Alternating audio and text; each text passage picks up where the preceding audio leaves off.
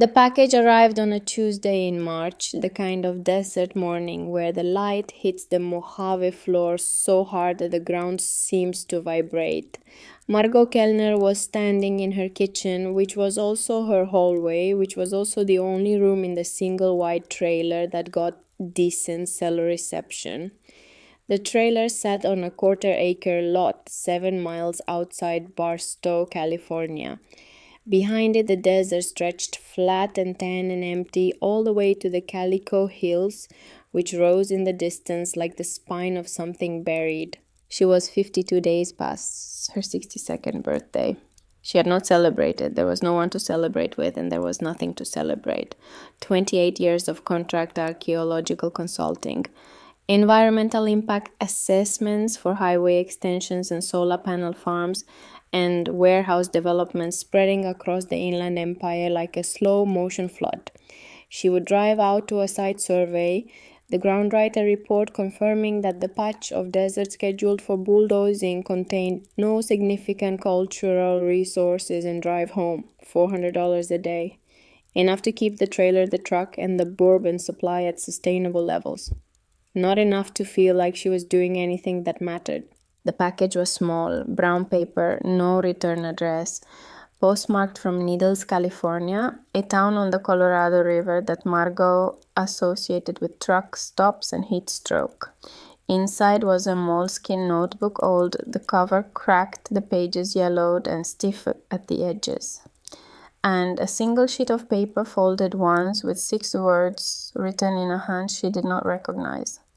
He never finished. You should. Margot opened the notebook and felt the floor shift under her feet. She recognized the handwriting on the first page. She had spent 3 years of her life studying that handwriting.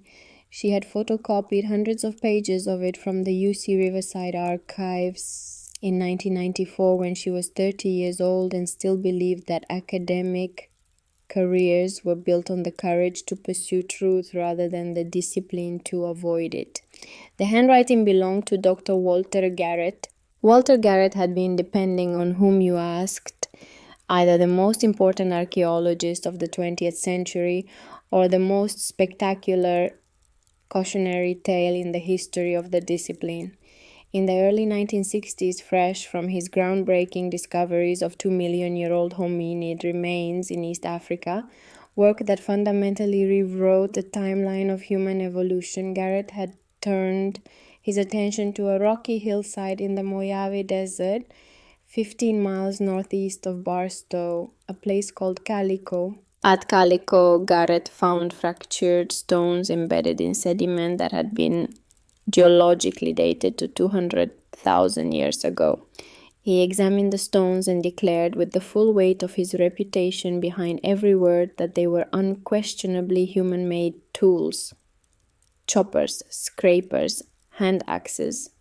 If Garrett was right, humans had been in California 20 times earlier than the accepted timeline allowed. The implications were seismic. The entire model of human migration into the Americas would need to be torn apart and rebuilt from scratch. The majority of the archaeological establishment rejected him. A geologist named Vance Haynes led the opposition, arguing that the fractured stones were geofacts, rocks broken by natural forces, not human hands. Scientists dropped 50-pound boulders onto rock samples, crushed them with an 8-ton road roller, and passed them through mechanical rock crushers, trying to replicate the fracture patterns Garrett had identified as evidence of intentional tool making. The results were inconclusive. They could not prove Garrett right. They could not prove him wrong. Over 11,000 stone specimens were recovered from the site. The debate consumed careers. Garrett's own wife Mary wrote that Calico was catastrophic to his professional standing. Colleagues who had revered him began avoiding his calls. Conference invitations stopped arriving. The man who had rewritten human history in Africa became a cautionary tale in California. He died in 1972, still defending the site, still insisting the stones were tools, still believing he was right. Margot knew all of this. She had lived inside this story for years. In 1994, as a junior faculty member at UC Riverside, she had discovered a cache of Garrett's unpublished field notes in the university archives pages that had been donated by his estate, and then apparently forgotten in a filing cabinet. The notes contained observations Garrett had never published, measurements and sketches that suggested he had been pursuing a line of inquiry far more ambitious than anyone realized. Margot had written a paper arguing that Garrett's work at Calico deserved serious re examination. She had presented it at a conference in Tucson. She had stood at a podium in front of 200 archaeologists and said the words that ended her career before it began. She said Walter Garrett may have been right. The response was not dramatic, it was worse than dramatic, it was quiet. The department chair at UC Riverside stopped returning her emails. Her contract was not renewed. Her husband, a civil engineer who had supported her through graduate school on the understanding that the investment would eventually pay off, looked at her across the kitchen table one evening and said he had not signed up for this. He moved to Phoenix. She moved to the desert. That was 30 years ago. Now here was Garrett's handwriting again in a notebook she had never seen arriving in a package from a town she had never visited, with a note from someone who apparently knew exactly who she was and exactly what this notebook would mean to her. Margot sat down at the kitchen table.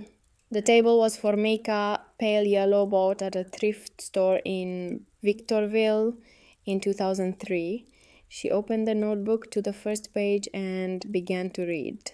The entries were dated from the last 8 months of Garrett's life, January through August 1972. His handwriting was looser than in the earlier notes she had studied. The letters wider, the lines less steady. He was 71 years old when he wrote these pages. He was dying, though the notes did not say that directly. What they said was something else entirely. Garrett had continued working after the academic establishment abandoned him. Not at Calico, the site was mired in political and professional toxicity by then, every visit drawing criticism, every publication inviting ridicule.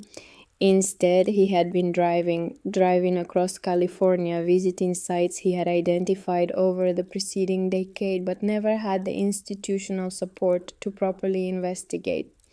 And in these final months, alone and unfunded and dismissed by everyone who had once fought to share a stage with him, Walter Garrett had arrived at a conclusion that made Calico look like a footnote. The Calico stones, he wrote, were not an isolated anomaly. They were a single point in a network that stretched across the entire state. He had found what he believed were deliberate alignments between Calico, the Blythe intaglios in the Colorado desert, a series of stone walls in the San Francisco Bay Hills, a carved maze in Riverside County, and grinding stones in the Sierra Nevada foothills. The alignments were astronomical. The sites corresponded to positions of specific stars and constellations as they would have appeared in the California sky thousands of years ago. He used a phrase that Margot read 3 times before she trusted her eyes. They were not building monuments, they were building a map of the heavens on the surface of the earth. And they did it across millennia, across cultures, across languages, like generations of strangers adding rooms to the same cathedral without ever meeting each other. Margot closed the notebook. She sat very still for a long time. Through the kitchen window, the Calico hills shimmered in the heat haze. She had been living 7 miles from the place where everything started, and she had spent 30 years not looking at it. She picked up her keys. The drive from Barstow to Blythe takes roughly 2 hours if you push it. Margot did not push it. She drove east on Interstate 40 and then south on Route 95, and the desert unrolled around her like something being revealed rather than something she was passing through. She had made this drive dozens of times over the years for consulting work, and she had always seen it as empty.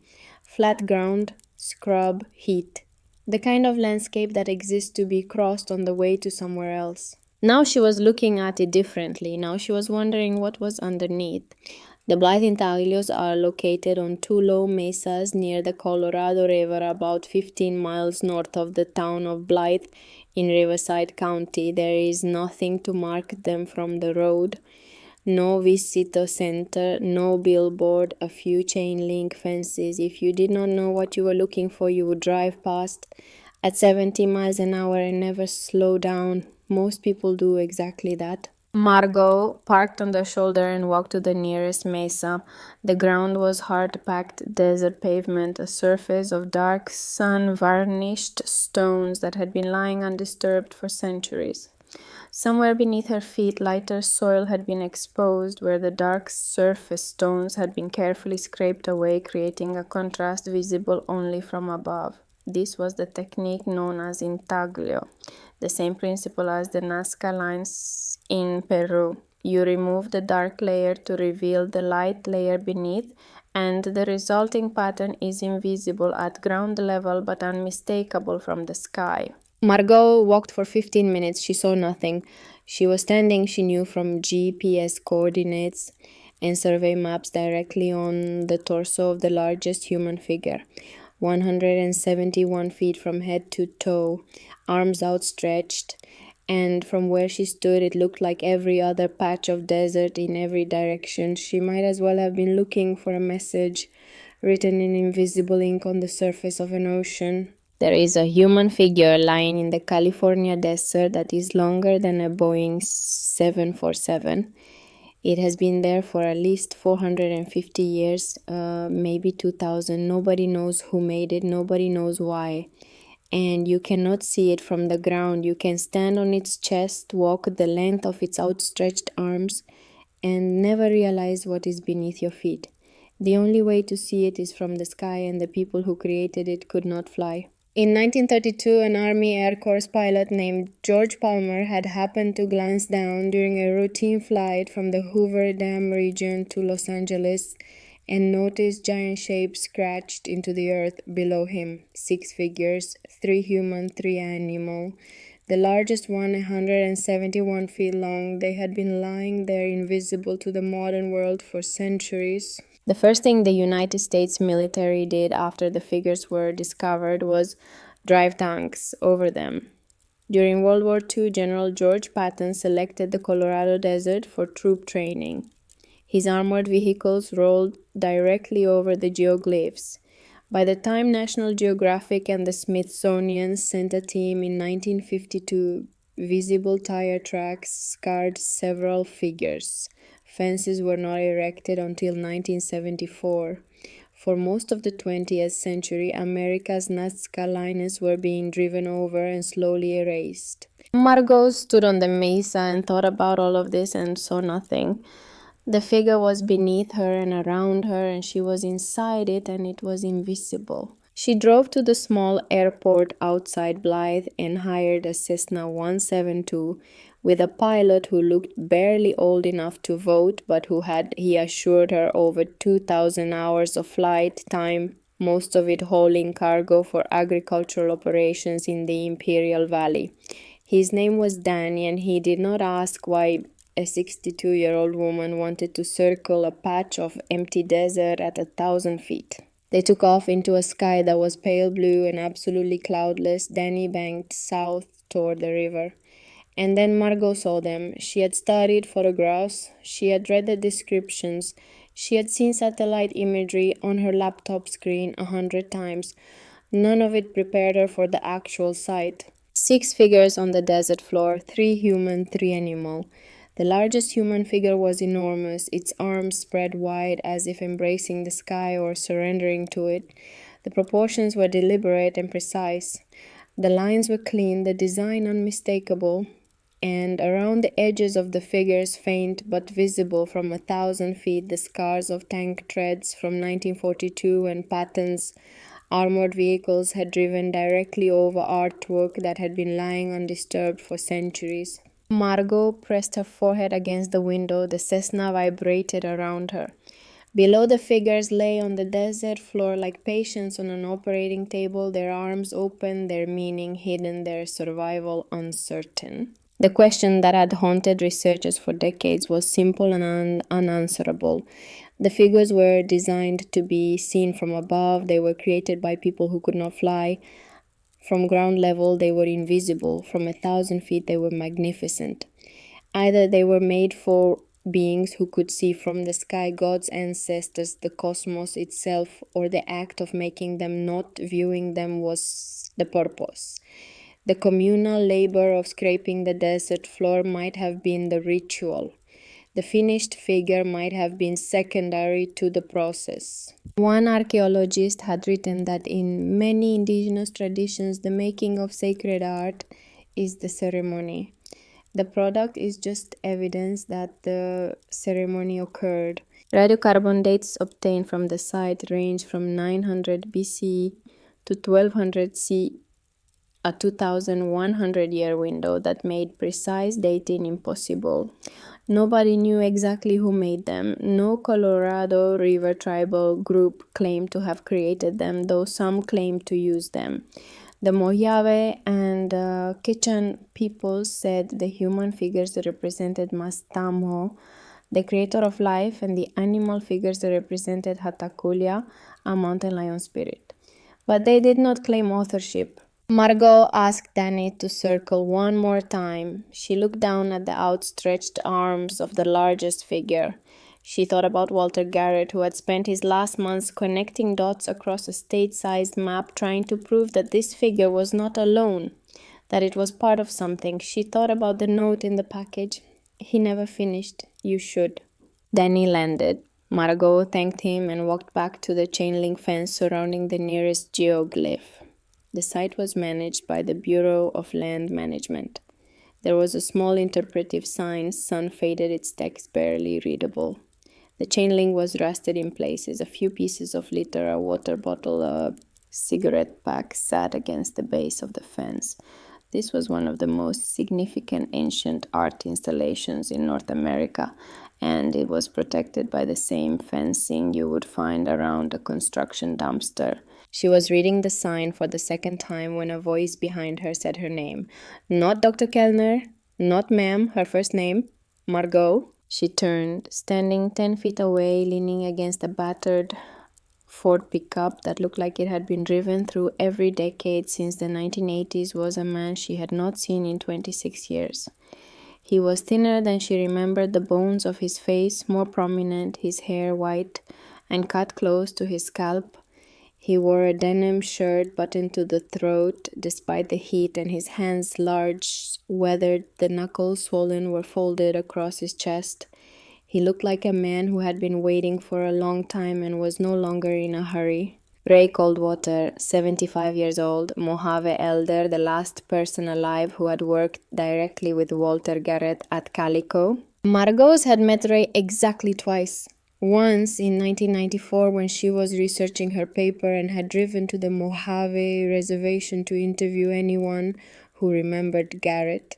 Ray had given her 45 minutes and a glass of water and had told her that Walter was the only white man he had ever met who knew how to shut up and look at the ground long enough to see what was actually there.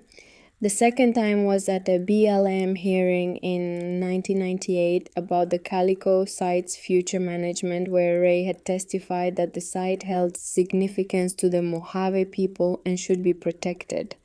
Margot had been in the audience. They had nodded at each other across the room. That was the entirety of their relationship.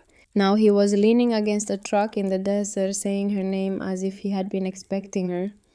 "You sent the notebook," Margot said.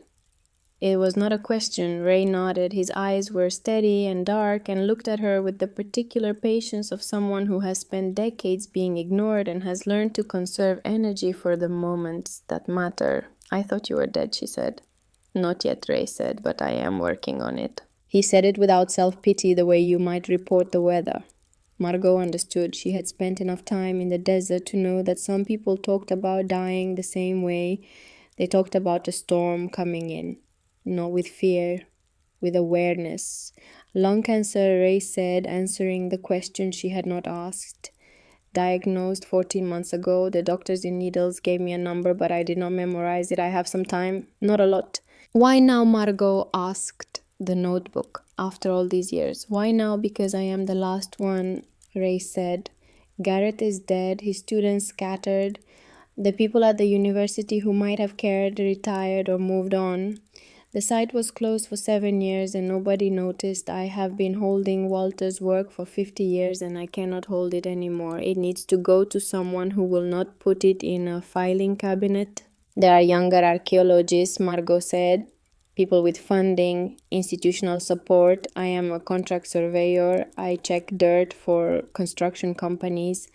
Ray looked at her for a long time. The desert wind moved between them, carrying heat and dust, and the faint mineral smell of the Colorado River somewhere to the east. You are the only one who stood up for him, Ray said. Everyone else walked away. You are the only one who said he might have been right and was willing to lose something for saying it. I do not need someone with funding. I need someone with spine. Margot felt something shift inside her chest. It was not exactly emotion. It was more like a door that had been painted shut, being forced open, the paint cracking, the hinges protesting. She had sealed this part of herself so thoroughly that she had almost forgotten the room existed.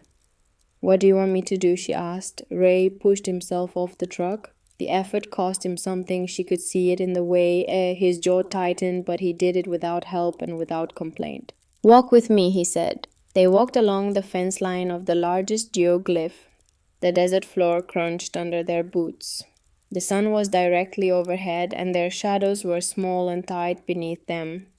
In the distance, the Colorado River was a dark line against the tan earth, invisible except for the strip of green vegetation along its banks. Walter asked the right question, Ray said, but he asked it in the wrong order. He started with the age of the stones at Calico. How old are they? 200,000 years. That was the claim that destroyed him, because the age was the part nobody could accept, and once they rejected the age, they rejected everything else.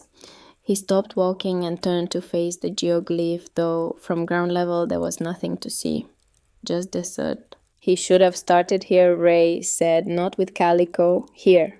He pointed at the ground, then he moved his hand slowly, tracing an invisible line from where they stood toward the northwest. Then he moved it again, tracing another line toward the southwest. The arms, he said, look at the arms. Margot looked at the ground. She saw nothing, but she understood what he was saying. The largest human figure, the one with its arms outstretched, was oriented in a specific direction. The arms pointed somewhere. In the tradition of my people, Ray said these figures are not paintings for the gods to look down at. They are not decorations, they are directions. He paused. The wind was picking up, pushing heat against their faces. One arm points toward the mountains where Walter found his stones, Calico. The other arm points toward the coast, toward the islands, toward the Channel Islands, Margot said. Ray nodded. Where the old woman was found, the one who crossed the ocean 13,000 years ago. Arlington Springs woman, Margot said, one of the oldest human remains in North America, found on Santa Rosa Island in 1959. 26 miles offshore, no land bridge, open ocean. Somebody built a boat and crossed it. Somebody built a boat, Ray repeated. And nobody has ever found the boat. The person survived. The vehicle vanished. Think about that. Margot thought about it. She had thought about it before, years ago, when the Channel Islands evidence was still the kind of thing that made her feel the floor tilting under established certainties. 13,000 years ago, ancient Californians were building watercraft and navigating open Pacific waters with currents and swells and fog. Roughly 8,500 years before the Egyptians started stacking stones for the Great Pyramid. The Channel Islands contained hundreds of ancient archaeological sites, village ruins, massive shell mounds exceeding 15 feet in depth and covering acres, stone tool workshops, and ceremonial features. The Toucan Man skeleton found on San Miguel Island in 2005, approximately 10,000 years old, showed evidence of a sophisticated marine-based diet and lifestyle. And the boats they used, made of wood reeds, animal hide, had decomposed long ago. The only evidence they ever existed was that the people were on the islands. We know the boats existed because the passengers are there. Ray looked at her, and for the first time something close to a smile moved across his face. Walter used to say exactly that, he said. They stood in silence for a moment. The geoglyph lay invisible beneath them. The river murmured somewhere to the east. A red-tailed hawk circled overhead, riding a thermal, seeing from above what the people on the ground could not. Margot spoke carefully. What are you telling me, Ray? That the geoglyphs are a map. I am telling you what my grandmother told me, Ray said, and what her grandmother told her. The figures point to places. The places are connected. Walter figured that out on his own from the science side, which surprised the hell out of us because it usually takes white people a lot longer. But he ran out of time. He looked at her directly. His eyes were calm and certain in a face that was losing the fight with the thing inside his lungs. He asked the right question, but in the wrong order. Ray said again, "Do not start with the age of the stones. Start with the direction of the arms. Follow where they point. The age will take care of itself." Margot nodded. She wanted to say something about not being sure she was the right person, about being 62 and tired and not having published a real paper in 3 decades, about the bourbon and the trailer and the years of checking dirt for construction companies. But Ray was 75 and dying and had driven 2 hours from Needles to stand in the heat and give her something he had been carrying for half a century. The least she could do was take it. "Where do I go first?" she asked. Ray pointed northwest, toward the mountains, toward the desert hills shimmering in the heat, toward a place she had been living 7 miles from for 28 years without looking at it. "Go back to where Walter started," Ray said, "Calico. But do not look at the stones the way he looked at them. Do not ask how old they are. Ask where they are pointing. Then when you have seen what the stones are doing, go north. Find the walls that nobody built." He paused. The wind pushed between them. The hawk overhead tilted its wings and slid sideways across the sky. "And Margot," he said, "do not take too long. I would like to hear what you find while I can still hear." Margot drove back to Barstow that evening as the sun dropped behind the mountains and the desert turned the color of rust and then the color of ash and then black. She did not turn on the radio. She drove in silence, and the silence was not empty. It was full of questions she had stopped asking 30 years ago, surfacing now like objects buried in sand, being exposed by wind. She thought about the Topok maze as she passed through Needles, 18 acres of scraped earth along the Colorado River, roughly 14 football fields consisting of parallel windrows, approximately 5 feet apart, creating a pattern that resembled a labyrinth when viewed from above. The technique was identical to the Blythe intaglios, scraping away surface material to reveal lighter soil beneath, but nobody could agree whether it was made by Native Americans or by 19th century railroad workers harvesting gravel. The Mojave people denied knowing who made it. A dance ring sat nearby. Trails led to the site from multiple directions. After more than 100 years of study, the question remained completely open. An 18-acre pattern in the desert could be sacred or could be leftover gravel extraction. Both theories had evidence, neither had proof. The ambiguity of the Topok maze had always frustrated Margot. Now, driving through the dark with Ray's words turning over in her mind, she wondered if the ambiguity was the wrong lens entirely. Maybe the question was not what the maze was. Maybe the question was what the maze pointed to. The next morning, she drove to the Calico Early Man site. The site sits 15 miles northeast of Barstow. In the Calico Hills, a low range of eroded sedimentary formations that jut from the desert floor like broken teeth. For 7 years, from 2016 to 2023, the site had been closed to the public due to vandalism. Someone's probably had damaged excavation areas, removed artifacts, and spray painted rocks. The oldest active archaeological dig in the United States had been shut down because people could not leave it alone. It had reopened in March 2023. Margot had not visited. She had not visited since 1996, the last time she allowed herself to drive up that road and stand in the place where Walter Garrett had staked and lost his reputation. Now she parked at the base of the hills and walked up the trail to the main excavation area. The site was quiet. A volunteer docent, a retired school teacher from Yermo, waved from a folding chair near the interpretive displays. Margot waved back and kept walking. The excavation pits were shallow trenches cut into the hillside, their walls showing layers of sediment that had been accumulating for hundreds of thousands of years. This was the ground that had generated the controversy. The stones Garrett identified as tools had been found embedded in sediment layers geologically dated to 200,000 years ago. If the stones were tools and if they were as old as the sediment they were found in, then humans were in California 200 millennia before anyone thought possible. The accepted timeline for human arrival in the Americas at the time Garrett was working was roughly 12,000 years ago. He was proposing a date that was not just earlier, it was in a different geological epoch. Margot had read every paper written about Calico. She had read the arguments for and against. She had read Vance Haynes' geofact analysis and the replication experiments with boulders and road rollers and rock crushers. She had spent 3 years inside this debate and she knew every contour of it the way a person knows the landscape of a recurring dream. But she had never looked at Calico through the lens that Ray had given her.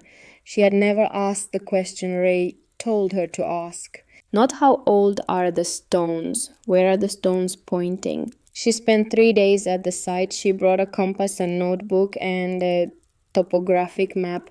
She crawled into the excavation trenches and photographed the positions of the remaining stone specimens. She plotted their locations on graph paper. She measured angles.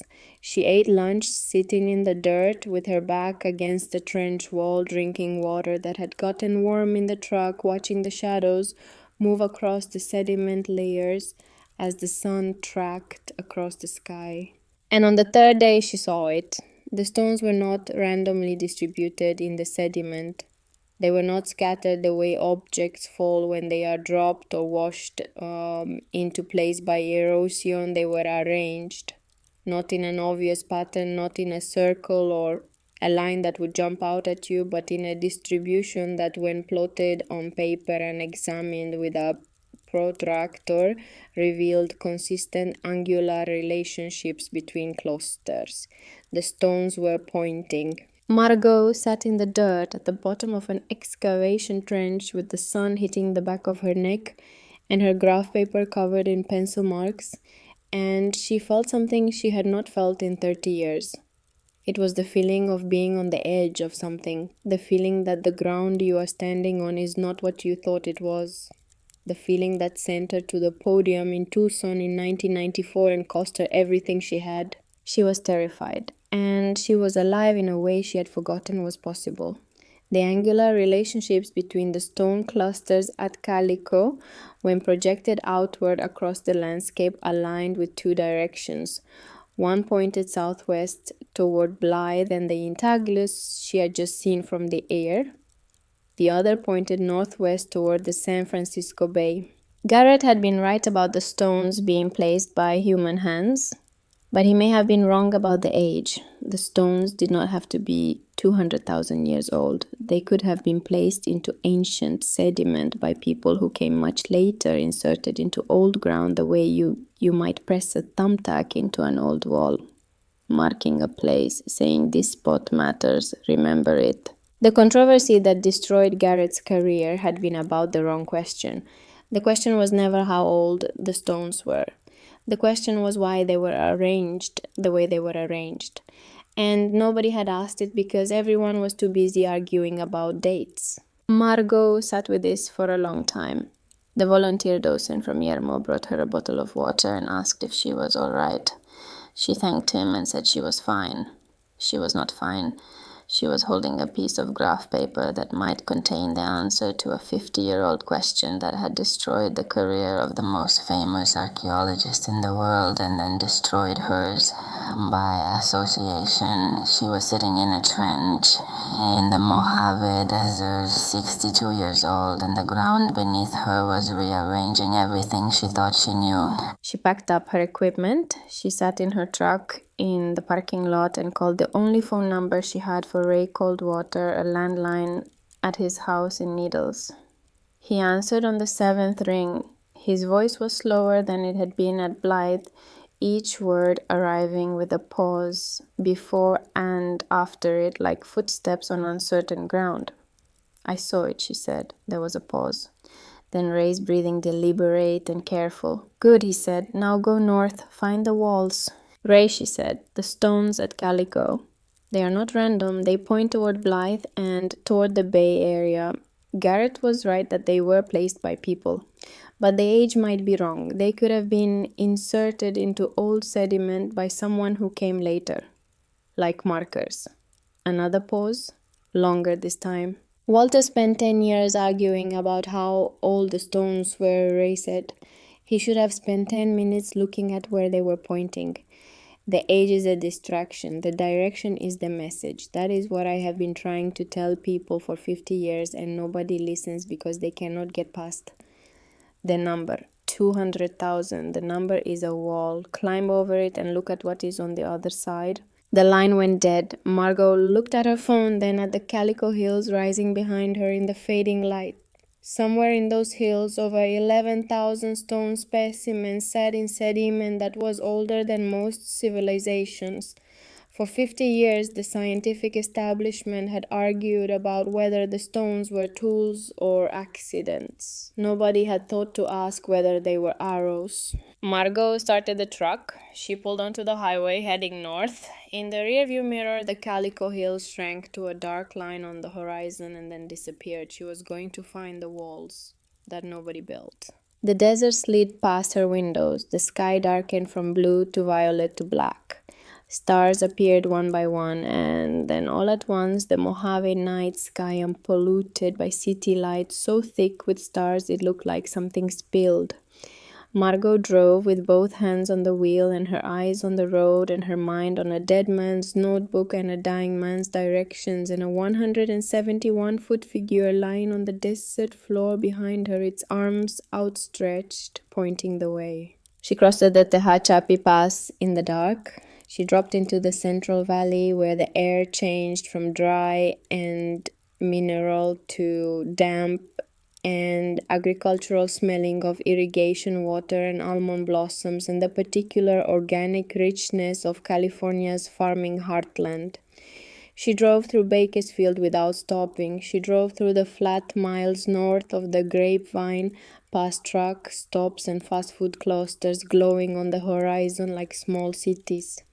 She stopped once for gas in Tracy, where the attendant asked her if she was driving all night, and she said yes. And he said where to, and she said she was going to look at some walls, and he said good luck with that, and she said thank you. She did not sleep that night. She drove. And the notebook sat on the passenger seat beside her, its pages filled with a dead man's handwriting, its questions unanswered, its directions pointing north. The East Bay Hills arrive without warning if you are coming from the desert. 8 hours of flat nothing, and then the land begins to fold. Brown grass over brown rock rising in long ridge lines that run parallel to the coast like the ribs of something enormous lying on its side. The Pacific is on the other side of those ridges, but you cannot see it yet. What you see is Oakland and Berkeley and Fremont spread out below like a circuit board, and beyond them the flat silver mirror of the San Francisco Bay, and beyond that the city itself, white and vertical against the western sky. Margot arrived on a Thursday morning. She had driven straight through from Barstow, 11 hours stopping for gas in Bakersfield and coffee in Tracy and nothing else. The coffee was bad, the gas was expensive. California, as always, was a place where the distance between extraordinary and mundane was measured in minutes. She had not been to the Bay Area in 11 years. The last time was a consulting job for a BART extension project, surveying a corridor south of Fremont for cultural resources. She had found nothing significant. She had written the report. She had driven home. The East Bay Hills had been right there the entire time, rising above the freeway, and she had never once looked at them as anything other than scenery. Now she was looking. The East Bay Mystery Walls are one of those California secrets that most Californians have never heard of, and the few who have heard of them tend to assume someone is exaggerating. A chain of stone walls running along ridge lines through the hills surrounding San Francisco Bay, stretching discontinuously from Berkeley in the north to San Jose in the south, with possible extensions as far north as Chico and Red Bluff near the Oregon border. Over 50 miles documented. Built from boulders weighing up to 1 ton, stacked without mortar, placed on terrain so steep and inaccessible that moving the stones there would have required extraordinary effort, for no obvious purpose. They are too low for defense, too fragmented for fencing livestock. They sit on ridge lines where no crops grow and no water flows. They do not follow property boundaries. They do not correspond to any known road or trail. And when the Spanish settlers arrived and asked the local Ohlone Indians who built the walls, the Ohlone said the walls were already there when their own people arrived. Nobody knows who built them. Nobody knows when. Nobody knows why. The oldest published mention of the mystery appeared in the San Francisco Chronicle in March 1896. In 1904, UC Berkeley, Professor John Fryer examined the walls and declared them undoubtedly the work of Mongolians, reasoning that the Chinese would naturally wall themselves in. Others proposed a Vanesh tribe of advanced Native Americans. A physician from Fremont in the 1960s suggested navigational aids for extraterrestrials. Some suggested refugees from the lost continent of Mu. The most recent serious work, archaeologist Jeffrey Fentress's lichen analysis, dated the walls to the 1850s through the 1880s, which would make them gold rush era field clearing by ranchers. That was the prosaic answer, but the Ohlone said the walls were ancient before their own people arrived, and near Mount Diablo the walls connected to stone circles up to 30 feet in diameter. In one place the walls formed a spiral 200 feet wide that circled a large boulder. Field clearing by ranchers does not produce 30-foot stone circles or 200-foot spirals around boulders. Margot parked at the Mission Peak trailhead above Fremont at 6 in the morning. The parking lot was already half full. Teslas, Subarus, a few BMWs. Silicon Valley goes hiking early.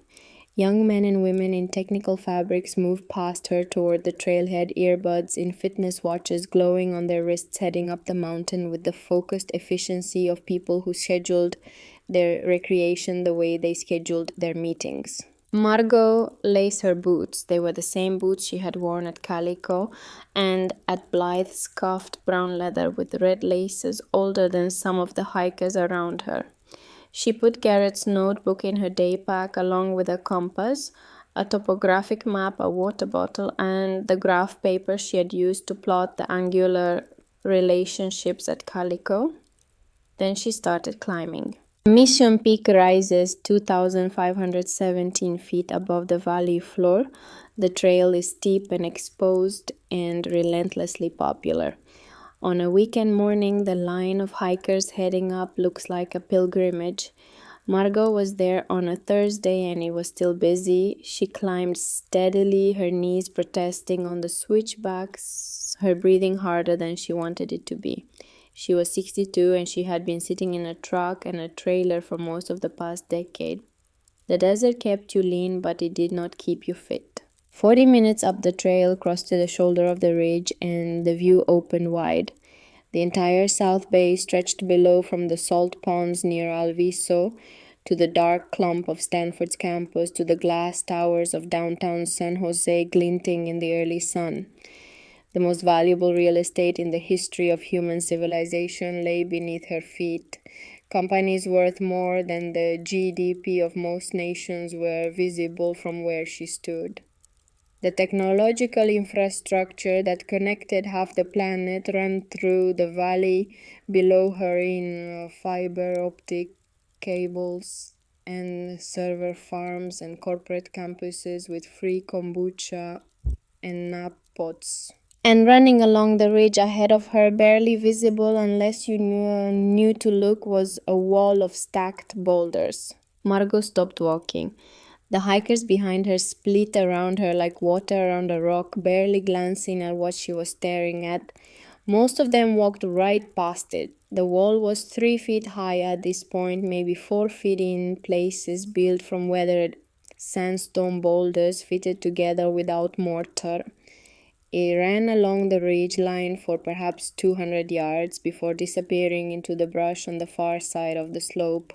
There was no sign, no marker, no interpretive display, just old stones stacked on a hill above the richest valley on earth. Margot climbed off the trail and approached the wall. She ran her hand along the top. The stones were warm from the sun, rough textured, spotted with lichen. Some were the size of watermelons. Others were the size of small refrigerators. One near the base of the wall, partially buried in the hillside, looked like it weighed close to a ton. She took out her compass and sighted along the wall's axis. It ran roughly northwest to southeast. She noted the bearing. Then she took out her graph paper from Calico, where she had plotted the angular relationships of the stone clusters, and she laid the compass bearing alongside the projected line from the Calico stones that pointed toward the Bay Area. The lines matched. Not approximately, not within a reasonable margin of error. The wall was oriented along the same axis that the Calico stones pointed toward, as if someone had stood at Calico, sighted along the arrangement of stones, drawn a line 350 miles to the northwest, and built a wall along that line on a hilltop above what would 10,000 years later become the headquarters of half the technology industry on the planet. Margot sat down on the hillside next to the wall. Below her, a line of hikers moved up the trail like ants. None of them looked at the wall. The most famous tech companies in the world were visible from where she sat, and the structure at her feet had been there longer than anyone could explain. She pulled out her phone and called Ray. He answered on the third ring. His voice was thinner than it had been at Blythe, the consonants softer, as if speaking was costing him something he could not easily replenish. "I found the wall," she said. "The alignment matches Calico." There was a long silence, then Ray's breathing, slow and deliberate, the sound of a man rationing his air. "Follow it south," he said. "It gets stranger." "What do you mean?" "Near the big mountain, the one the Miwok called the mother of the world. The walls connect to circles, stone circles 30 feet across, and in one place a spiral 200 feet wide, wrapping around a boulder." Margot was quiet. Field clearing by ranchers did not produce those things. Ranchers clearing fields piled stones at the edges. They did not haul ton-weight boulders to ridgelines and arrange them in geometric patterns on terrain so steep a horse would struggle to climb it. "Ray," she said, "how do you know all this? You are Mojave. These walls are 350 miles from your territory." "Walter told me," Ray said simply. "He walked these hills in 1971. He found the circles, he found the spiral. He wrote it all down in that notebook you are carrying. Keep reading. You have not reached the end yet." Margot looked at the notebook in her pack. She had read the first third of it, the entries about Calico and Blythe. She had been saving the rest, not out of patience, but out of something closer to fear. The feeling that each page was pulling her deeper into something she might not be able to climb out of. She kept reading that night, sitting in her truck in a motel parking lot in Fremont with the dome light on and the windows cracked against the coastal fog rolling in from the bay. Garrett's handwriting grew more urgent in the later entries, the letters pressed harder into the paper, the sentences longer, the observations more detailed. He had spent weeks in the Bay Area hills in the spring of 1971, walking the ridge lines alone, mapping wall segments, measuring their orientations, documenting the stone circles and the spiral near Mount Diablo. And he had arrived at a conclusion that he underlined 3 times. The walls are not walls, they are sight lines. They mark directions. Each segment points toward another site. Follow them far enough and they lead you to the next piece of the map. The next morning, Margot was back on the ridge at dawn. She followed the wall south along the ridge line, losing it in places where brush had overgrown the stones or where sections had collapsed into the hillside. The wall reappeared and disappeared like a sentence written in a language where some of the words had been erased. But the direction was consistent, southeast, toward Los Angeles, toward the coast. She spent 3 days in the hills. She documented 14 wall segments, totaling roughly 3 miles. She found one of the stone circles Garrett had described, 28 feet in diameter, the boulders, arranged in a rough ring on a flat shoulder of a ridge overlooking the Sunol Valley. Inside the ring, the ground was bare and hard-packed. Nothing grew there. The ring had been sitting on that hilltop for so long that the soil inside it had been compacted by something, weather or footfalls or something else entirely, into a surface as firm as a dance floor. She found the spiral near Mount Diablo on the second day, 200 feet across. The wall circled a central boulder in a pattern that tightened as it wound inward, the stones growing smaller, the gaps between them narrower, until the spiral ended at a single flat-topped rock at the center that looked like it had been placed there with intention rather than abandoned by geology.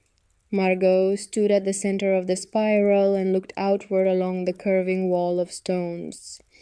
The Central Valley spread to the east, hazy and vast. The bay glittered to the west. She was standing at the center of something, and she could feel it the way you feel the current in a river, even when the surface looks still. On the third day, standing on a ridge south of Mount Diablo, with the wall running past her in both directions and the Central Valley haze stretching east toward the Sierra Nevada, she heard footsteps behind her and turned to find a young woman climbing up the slope with a rock hammer in one hand and a sample bag in the other. The woman was late 20s, lean and sunburned, wearing field clothes that had actually been used in the field rather than purchased for the aesthetic. Her boots were caked with dried mud that was not Bay Area mud. It was paler, sandier, desert mud. She had a Scripps Institution of Oceanography badge clipped to her pack strap, and a look on her face that was equal parts curiosity and suspicion. "You have been walking these ridges for 3 days," the woman said. "I have seen your truck at the trailheads. What are you looking at?" Margot studied her. In the old days, she would have deflected, claimed she was hiking, changed the subject. But the old days were over, and she was 62 and carrying a dead man's notebook. She did not have time for deflection anymore. "The walls," Margot said. "I am looking at the walls." The woman's expression shifted. The suspicion stayed, but the curiosity intensified, sharpening into something more focused. She set down her rock hammer and her sample bag and looked at Margot with the particular attention of someone who has just heard a password. "My name is Tessa Birch," she said. "I am a doctoral candidate at Scripps. I study the mineralogical composition of subaqueous stone artifacts in the Southern California Bight, which is a fancy way of saying I analyze rocks that are sitting on the ocean floor of Los Angeles that should not be there. The Palos Verdes stones," Margot said. Tessa looked at her sharply. "You know about the anchors?" Margot knew. In the 1970s and 1980s, divers had documented over 30 large donut-shaped stone artifacts on the seafloor of the Palos Verdes Peninsula in Los Angeles County. They were found in 30 to 80 feet of water, roughly 1 to 3 miles offshore. They resembled ancient stone anchors, the kind used on sailing vessels for centuries in multiple maritime cultures. The stone type was not native to the Palos Verdes area, which meant they had been brought from somewhere else. The debate had never been resolved. Some researchers argued the stones were evidence of ancient trans-Pacific contact with California. Others pointed out that fishermen from various cultures were extensively active off the California coast from the 1850s through the early 1900s and were documented to have used stone anchors. The stones could be 500 years old or 150 years old. Geological sourcing could potentially resolve the debate, but nobody had conducted a definitive analysis. One researcher had described the situation as having the evidence on the ocean floor and the answer just out of reach. Over 30 mysterious stones sat off the coast of Los Angeles. They could change history. Nobody had bothered to definitively test them. The answer might literally be sitting in 60 feet of water waiting for someone to pick it up and run a geological analysis.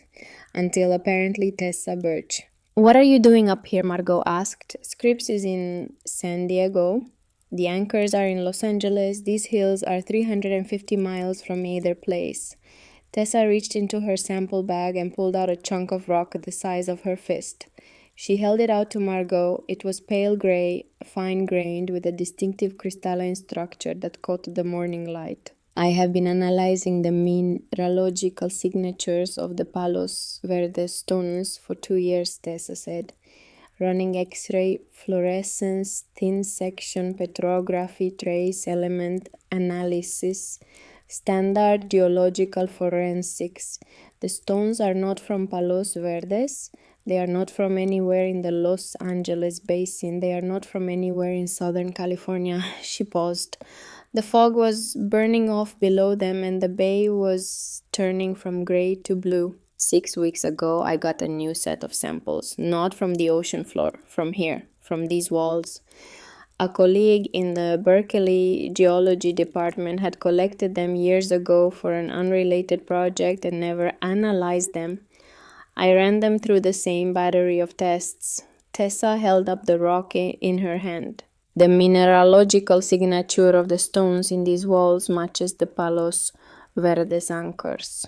Same source material, same trace element ratios, same crystalline structure.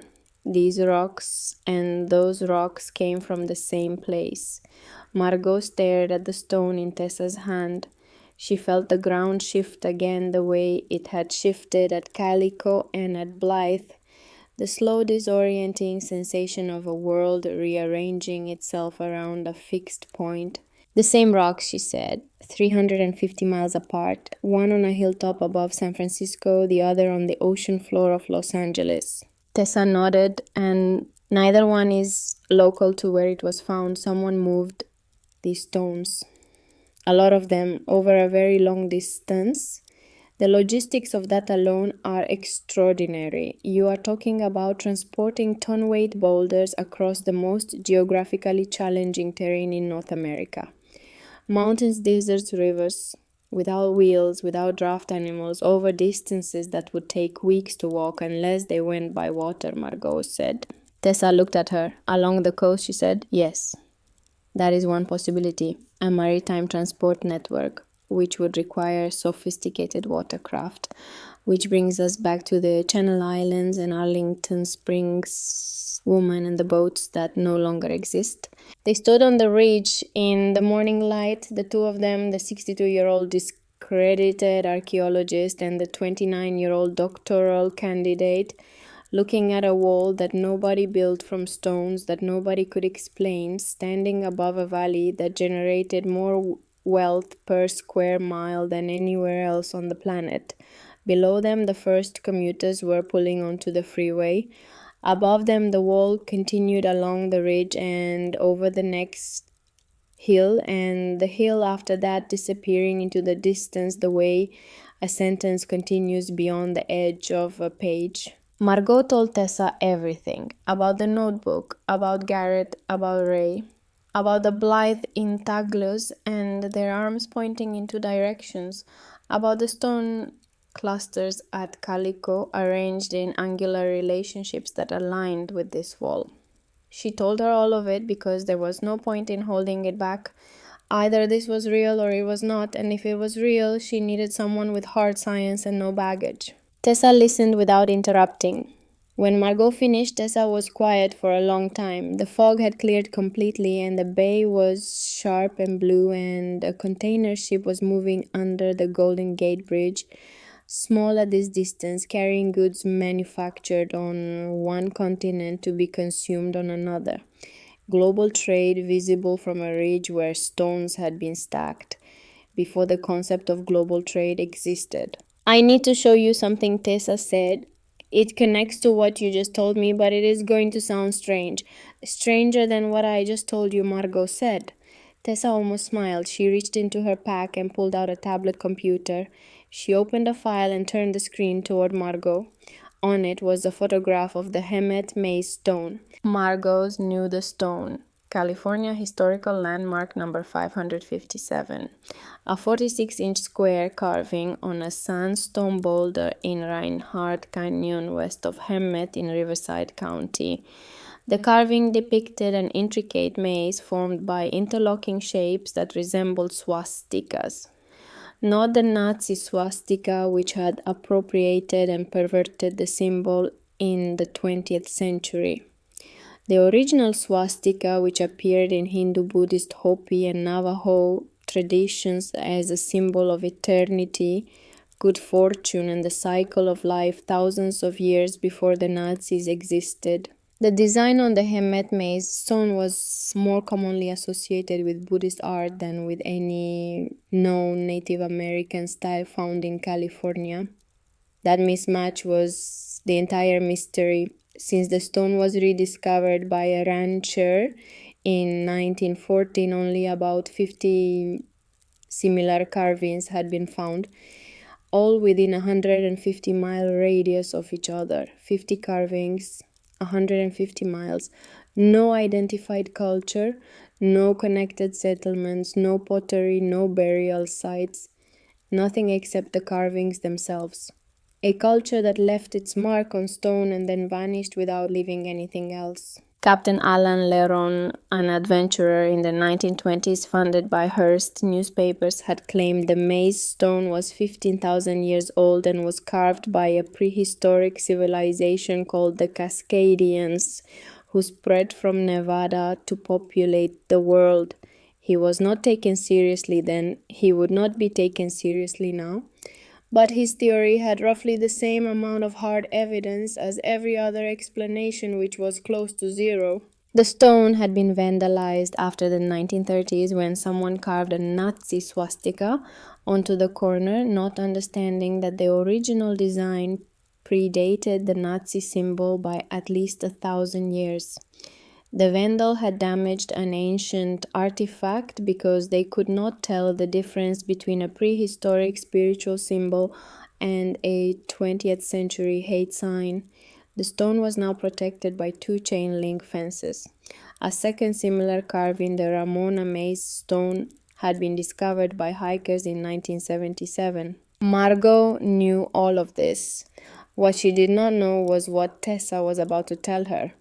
I have been looking at the geometric structure of the maze, Tessa said, not as art, as math, the proportions, the angles, the ratios between line lengths. She swiped to a diagram she had drawn over the photograph, annotating the maze pattern with measurements and angular notations.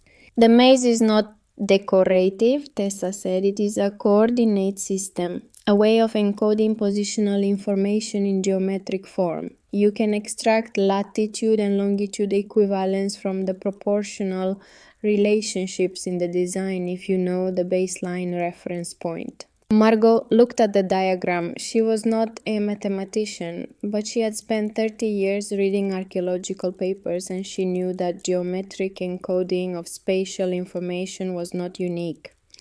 The Polynesian navigators encoded wave patterns and island positions in stick charts, Ancient astronomers across multiple cultures used geometric grids to map the sky. The idea that a culture would encode navigational information in a curved design was not science fiction, it was documented practice across multiple civilizations. What reference point? Margot asked. Tessa swiped again. A map appeared on the screen. California with markers at each location Margot had visited: Blythe, Calico, East Bay, and now Hemet. If you use the Hemet stone as the origin point and apply the proportional ratios from the maze, Tessa said, pointing at the map, the resulting coordinates map to these locations. She tapped each marker in turn: Blythe, Calico, the Bay Area, the Channel Islands, and two more that Margot had not visited, one in the Sierra Nevada foothills, one near the Oregon border. Margot felt cold despite the morning sun. The markers on the screen formed a pattern that she recognized from Garrett's notebook. The same constellation of points, the same map. They drove south together that afternoon, Tessa following Margot's truck in a battered Subaru Outback with a Scripps parking sticker on the bumper and a bumper sticker that read, "Rocks are just slow animals." They stopped first at Hemet, 3 hours south, arriving in the late afternoon when the Reinhardt Canyon shadows were long and cool. The Hemet Maze Stone sits behind its two chain link fences on a sloping hillside above a seasonal creek. The fences are the kind of protection that says we care enough to put up a barrier but not enough to put up a good one. A determined teenager with wire cutters could be through them in 2 minutes. The BLM sign was sun-faded and partially obscured by a manzanita bush that nobody had trimmed in years. Margot and Tessa stood at the outer fence and looked at the stone. It was smaller than Margot expected, 46 inches square, about the size of a coffee table. The carving was shallow, the lines worn by centuries of wind and rain, but still legible. The interlocking maze pattern covered the entire face of the boulder, precise and complex, the kind of design that your eye follows into the center and then cannot find its way out. The Nazi swastika scratched into one corner was cruder and shallower than the original work, a gesture of ignorance defacing a millennium of craftsmanship. Tessa photographed the stone from multiple angles, measuring the proportional relationship she had identified on her tablet against the actual carving. She worked with the quiet intensity of someone confirming a laboratory result in the field, checking each measurement twice, noting discrepancies, adjusting for the erosion that had softened the carved lines over centuries. "It holds up," Tessa said after 30 minutes. "The ratios are consistent with the laboratory measurements. The geometric encoding is real. This is not pareidolia. The proportional relationships are too precise and too consistent to be coincidental." Margot looked at the maze. She thought about the people who had carved it. A culture that left 50 carvings and nothing else. No settlements, no tools, no burials. Just 50 messages carved into stone across 150 miles in a design that looked more Buddhist than Californian, encoding positional information that corresponded to real places hundreds of miles away. Then they vanished.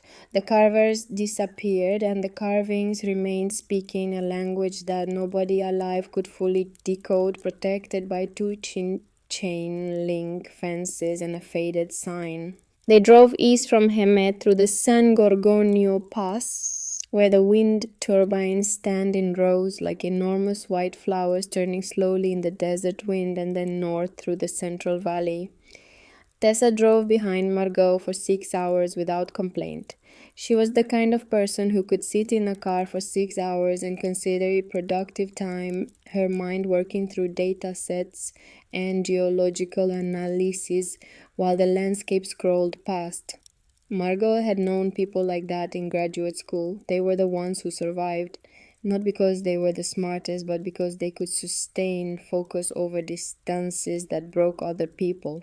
They reached the Sierra Nevada foothills by evening. Chauze, Amador County, Pine Grove, a place Margot had visited once decades ago as a graduate student on a field trip.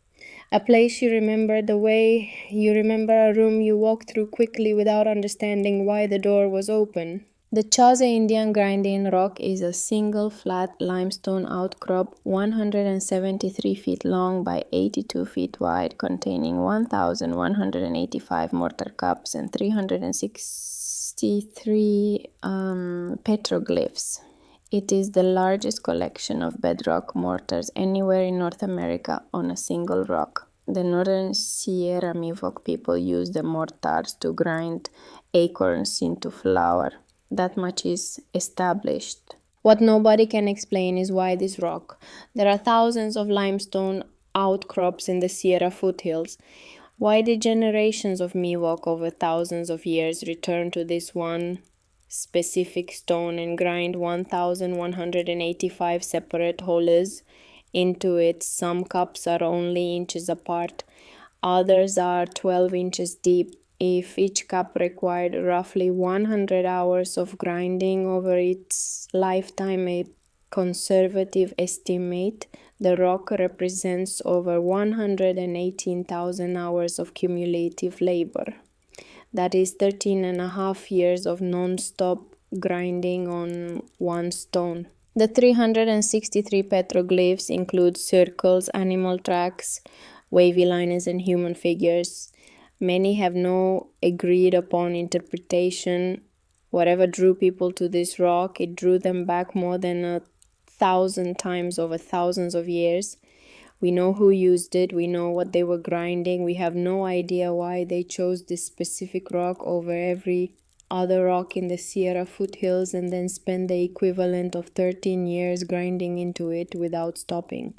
Margot and Tessa stood on the rock in the fading light. The mortar cups surrounded them in every direction, shallow and deep clustered and solitary, covering the stone surface like craters on a moon. Pine trees stood around the edges of the outcrop, tall and still in the evening air. A woodpecker hammered somewhere in the distance. The sky was turning from blue to orange above the foothills, and the mortar cups caught the low light and held it in their concavities like 1,000 small bowls waiting to be filled. Tessa launched her drone. It climbed into the air above the grinding rock with a high electric whine that scattered a pair of Steller's jays from a nearby pine. The drone's camera looked straight down. On the tablet screen, the mortar cups resolved into a pattern, not the random distribution of 1,000 years of practical food preparation. A pattern, clusters of cups arranged in configurations that from ground level looked arbitrary, but from above looked deliberate. The same principle as the Blythe intaglios, invisible from where you stand, unmistakable from the sky. Margot recognized the configurations. She had seen them in Garrett's notebook. She had seen them projected onto maps and cross-referenced with astronomical charts. The clusters of mortar cups on the grinding rock corresponded to star positions. They ground a star map into the rock, Tessa said quietly. Over thousands of years. Generation after generation, they came back and added to it, not because they needed another mortar, because they needed another star. Margot stared at the screen. The pattern was there, clear and undeniable and invisible from the ground. The Miwok had not been grinding acorns in random holes. They had been grinding acorns in the constellation of Orion, in the Pleiades, in configurations that matched the California sky as it would have appeared 3,000 years ago, adjusted for the slow wobble of the Earth's axis that astronomers call precession. The stars mapped by the grinding rock were the same stars implied by the geometric ratios of the Hemet maze, the same stars that aligned with the walls in the East Bay, the same stars that the outstretched arms of the Blythe figures pointed toward. One system, built across centuries by people who never met each other, speaking different languages, practicing different traditions, contributing to the same cathedral without knowing the full design. Margot sat on the grinding rock as the stars came out above the Sierra foothills. 1,185 cups in the stone beneath her. 13 years of labor by people who had a reason she was only beginning to understand. The real stars appeared overhead, bright and cold in the mountain air, and for a moment the two maps, the one carved into the rock and the one burning in the sky, overlapped perfectly, and the distance between them, the centuries and the silence and the forgetting, collapsed into something that felt like recognition. She sat there for a long time. Tessa sat beside her, not speaking, scrolling through the drawn photographs on her tablet, comparing the mortar cup clusters to star charts she had downloaded. The pine trees stood like dark columns around them.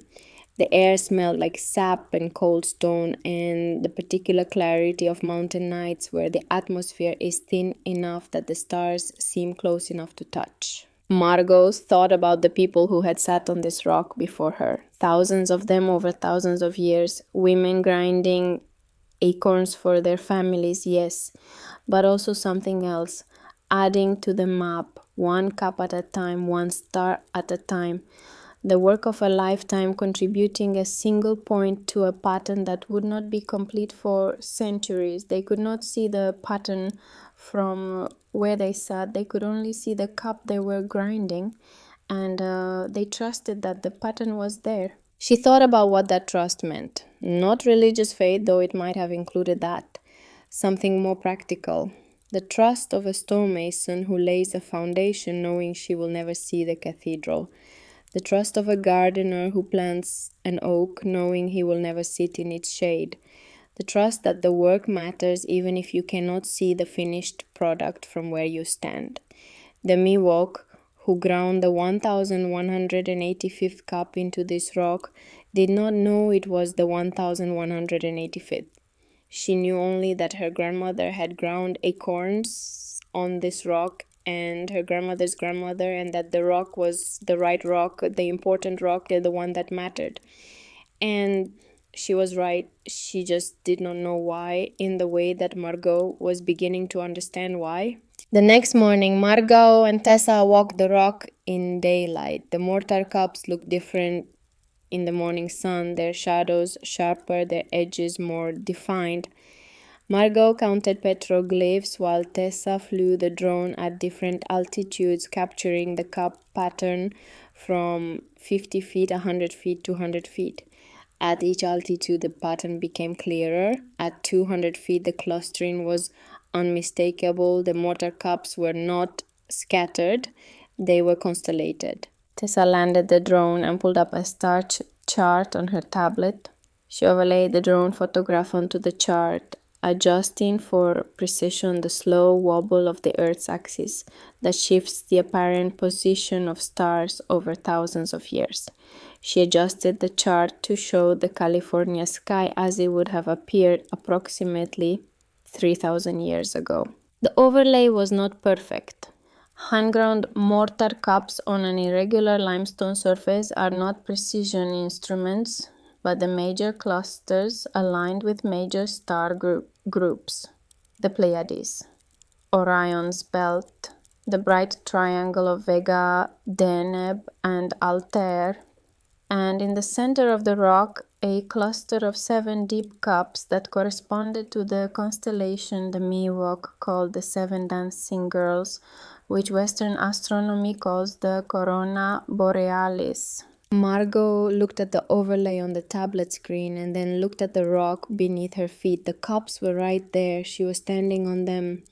1,000 hikers and tourists and field trip students walked across this rock every year and saw mortar cups. They saw a place where Native Americans ground acorns. They did not see a star map, because to see a star map you had to get above it and look down, the same way you had to get above the Blythe intaglios to see the figures. The pattern repeated, at every site, invisible from the ground, unmistakable from the sky. She thought about Walter Garrett, who had seen the beginning of the pattern and spent his last year trying to find the rest of it. She thought about Ray Coldwater, who had carried the knowledge of the pattern for 50 years and was running out of time to pass it on. She thought about herself sitting on a rock in the Sierra foothills, 62 years old, feeling the pattern take shape around her like a constellation coming into focus as your eyes adjust to the dark. Her phone buzzed. A text from a number she did not recognize with a 760 area code. Needles. She opened it. It was from Ray. 3 words, come back now, she called him. No answer. She called the Mojave tribal office in Needles. A woman answered and said she was sorry. Ray Coldwater had been admitted to the hospital in Needles that morning. His condition was serious. He was asking for someone named Margot. Margot drove through the night, down out of the Sierra foothills, across the Central Valley in the dark, over the Tehachapi Pass, and into the desert east on the 58 to Barstow, and then east on the 40 toward Needles. 5 hours of driving. She did not stop.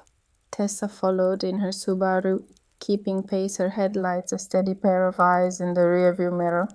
The road unwound in Margot's headlights like a sentence she could not finish fast enough. She reached the hospital at 3 in the morning. It was a small facility, single-story, fluorescent lit, the kind of place where the parking lot was half empty even during visiting hours.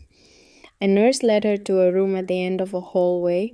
Ray was in the bed, propped up on pillows, oxygen tubes in his nose, his chest rising and falling with a rhythm that sounded like something mechanical rather than something alive. His eyes were open. He looked at Margot, and something in his face shifted. Not relief exactly, more like the expression of a man who has been carrying a heavy object for a very long time and sees the table where he can finally set it down. Margot sat in the chair beside his bed. The room smelled like disinfectant and dust, and the particular stillness of desert air that comes through hospital windows that do not fully close. Tessa waited in the hallway, giving them privacy, sitting on a plastic chair with her tablet on her lap and her head against the wall. "Did you find it?" Ray asked. His voice was a whisper with edges like sand moving over stone. "The walls match," Calico Margot said. "The grinding rock is a star map. The maze stone encodes coordinates. They are all connected. One system." Ray closed his eyes. He breathed for a while. The oxygen machine clicked and hissed beside him. A nurse passed in the hallway, her shoes squeaking on the linoleum. Outside the window, the desert was black and featureless, the stars washed out by the hospital's exterior lights. "Walter would have cried," Ray said. He spent 11 years at Calico trying to prove the stones were made by humans. 11 years. And the whole time the answer was not in the stones themselves, it was in how they were arranged. He was looking at the words when he should have been reading the sentence. Ray opened his eyes and looked at the ceiling. The fluorescent light gave his face a blue-white cast that made the bones beneath his skin more visible, the architecture of his skull asserting itself against the flesh that was failing around it. "My people knew this," Ray said. "Not all of it. Not the way you are putting it together with measurements and coordinates and drone photographs. We knew it the way you know your own house. You do not need a map of your house. You know where the kitchen is. You know where the door is. Our elders knew the sites were connected the way the rooms in your house are connected. It is not a theory. It is where you live." He paused. Breathing was an effort now, each inhale a negotiation between his body and the machine that was helping it. "The problem," Ray said, "is that we could not explain it to outsiders in their language. We said the land is alive. They heard a metaphor. We said the places talk to each other. They heard superstition. We said our ancestors built a world that connects earth to sky. They heard mythology. Walter was the first outsider who heard what we were actually saying. Not a metaphor, not superstition, not mythology. A description, a factual description of something you can measure and map and prove." He turned his head to look at Margot directly. "There is one more place," he said. "The most important one. Walter never reached it. I need you to go there for him. Where the Chumash cave, Ray said. The one in the hills above the old rocket place. The one they sealed off when they started testing the bombs. Burro Flats, Margao said. The Santa Susana Field Laboratory. Ray nodded, the motion barely visible. The Chumash called it the place where the sky touches the earth. There are paintings inside that nobody has fully recorded. Underneath the paintings that people have seen, there is an older layer, much older. Walter believed it was the center of the whole system, the place where whoever started all of this began. His hand moved on the blanket, reaching for something. Margot took it. His fingers were dry and cold and surprisingly strong. The place has been locked up since 1947, Ray said. Nuclear reactors, rocket engines. One of the reactors melted in 1959. The whole hillside is contaminated. The cave is behind fences and warning signs and armed security. Nobody has done real archaeology in there for decades. He opened his eyes wider, summoning something from a place deeper than his failing lungs could reach. Walter spent the last year of his life trying to get access. They denied him every time. He died still trying. 50 years later, the cave is still locked and the paintings are still hidden, and every year that passes is a year the contamination gets deeper into the rock and the paintings get harder to save. Ray squeezed her hand. You have to go there, Margot. Not because I am asking you to. Because once you see what is in that cave, you will understand what Walter understood, and then you will have to decide what to do about it. The same decision Walter never got to make. What decision, Margot asked. Whether to let them bury it again, Ray said, or whether to drag it into the light and let the world deal with what it means. He paused. The machine clicked. The fluorescent tube buzzed. I have been carrying Walter's work for 50 years, Ray said. When he died, his wife gave me the notebook because she knew I was the only one who understood what it meant. I kept it in a drawer in my house in Needles for 50 years. 50 years. I waited for someone to come ask for it. Nobody came. The university did not come. The BLM did not come. The Smithsonian did not come. Nobody. So I found you, the only person who ever stood up for Walter and paid for it. He closed his eyes. His breathing slowed but did not stop. The oxygen machine continued its mechanical rhythm. Margot sat beside him and held his hand and watched the desert dawn come through the hospital window, turning the room from gray to gold. A doctor came in at 6 and told Margot that Ray had stabilized but that his condition was deteriorating steadily. He could lapse into unconsciousness again at any time. Days, maybe weeks. The cancer was in both lungs now and had spread to his liver. There was no treatment left that would change the trajectory. Only the timeline was uncertain. Margot stood in the hospital parking lot in the early morning heat and looked east, toward the river and the desert beyond. The sun was already high enough to hurt. Tessa was leaning against her Subaru, holding 2 gas station coffees. She handed one to Margot without speaking. They stood in the parking lot and drank bad coffee and watched the sun climb over the desert. The Colorado River was somewhere to the east, invisible from here, its presence marked only by the strip of green vegetation along its banks. The Topok maze was out there too, 18 acres of ambiguity, possibly sacred, possibly gravel, possibly both. He wants me to get into the Burro Flats cave, Margot said, the one at Santa Susana. Tessa looked at her. The contaminated site, the nuclear cleanup zone, Margot nodded. Tessa was quiet for a moment. She drank her coffee. She looked at the desert. I know people at the Department of Toxic Substances Control, Tessa said. From my work on contaminated marine sediments, the Santa Susana cleanup has been in planning for years. They need geological and archaeological consultants for the pre-remediation assessment. They have been hiring contractors. Margot looked at her. Tessa looked back with the steady, practical gaze of a person who solves problems by finding the procedural pathway through them rather than around them. I am just saying, Tessa said. There might be a door, a legitimate one. Margot drove back to Barstow. She sat in her trailer. She opened Garrett's notebook to the final pages, the ones she had been saving, the ones she had carried for weeks without reading because she was afraid of what they would contain. And she read what Walter Garrett had written in the last weeks of his life in handwriting that was barely legible, the pen pressed so hard into the paper that the words were almost carved rather than written. The cave at Borough Flats contains the key. Beneath the known Chumash paintings, there is an older layer of work. I have seen photographs taken in 1946 before the military took over the site. The older paintings include astronomical notations that correspond to every site I have documented.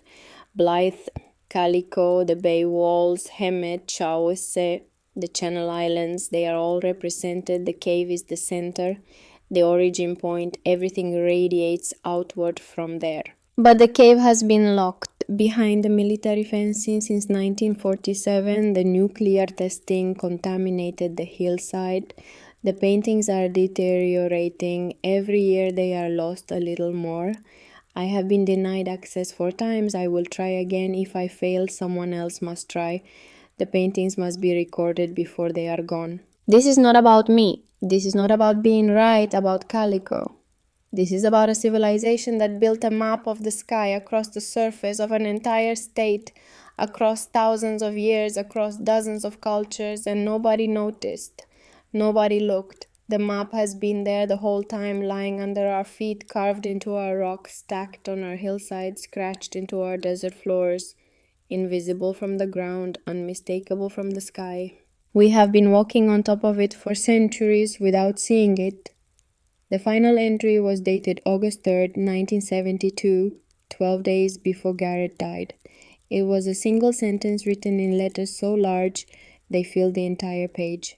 Someone must look up.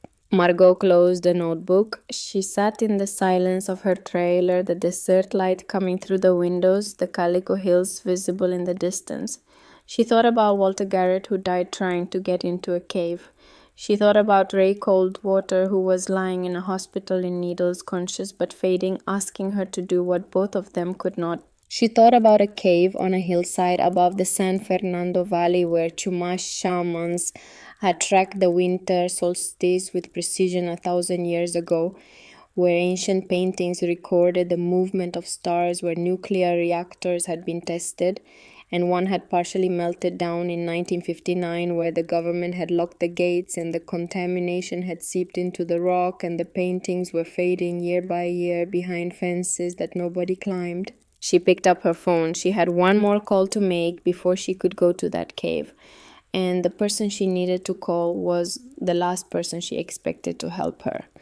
The phone rang 4 times before Holt Durrell answered. His voice was flat and administrative, the voice of a man who had spent 23 years in government service and had learned to keep every conversation at the same emotional altitude, regardless of what was being discussed. Bureau of Land Management, Durrell speaking. Margot had looked up his name the night before. Holt Durrell, District Manager for the California Desert District BLM. 55 years old, 2 tours in Iraq before joining the federal workforce. Responsible for the management and protection of roughly 10 million acres of public land in Southern California, including the Blythe Intaglios, the Calico Early Man site, and dozens of other cultural resource locations scattered across the desert.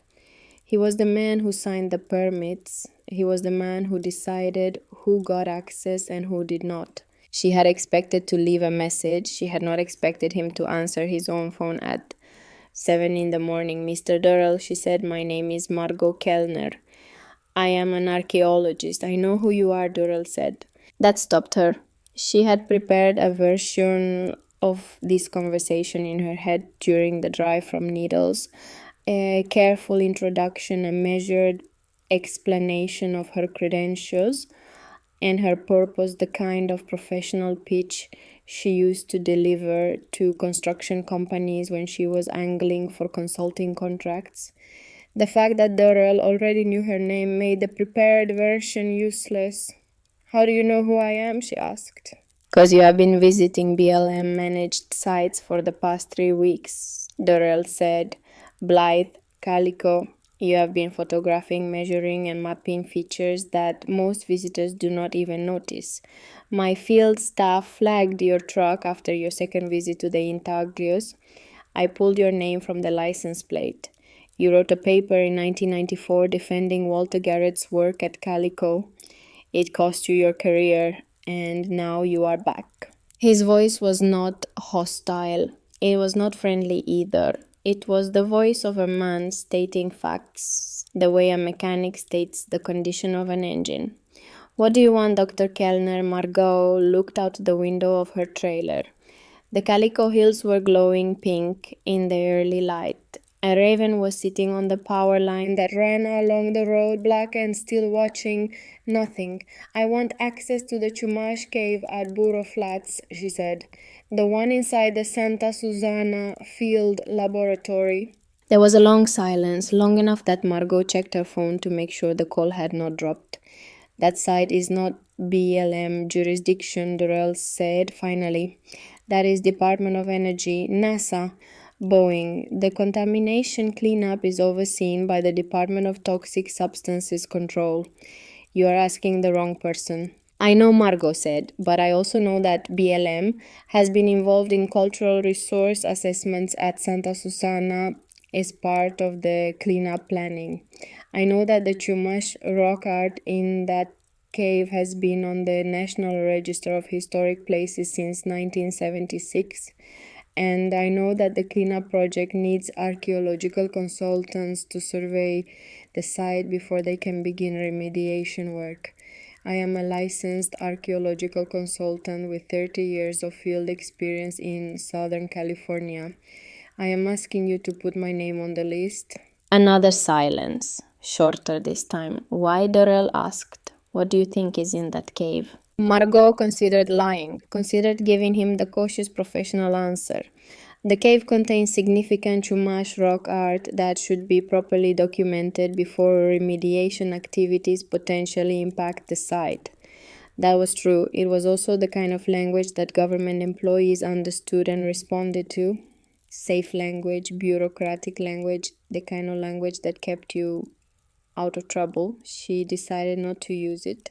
I think the cave contains paintings that nobody has fully recorded, she said.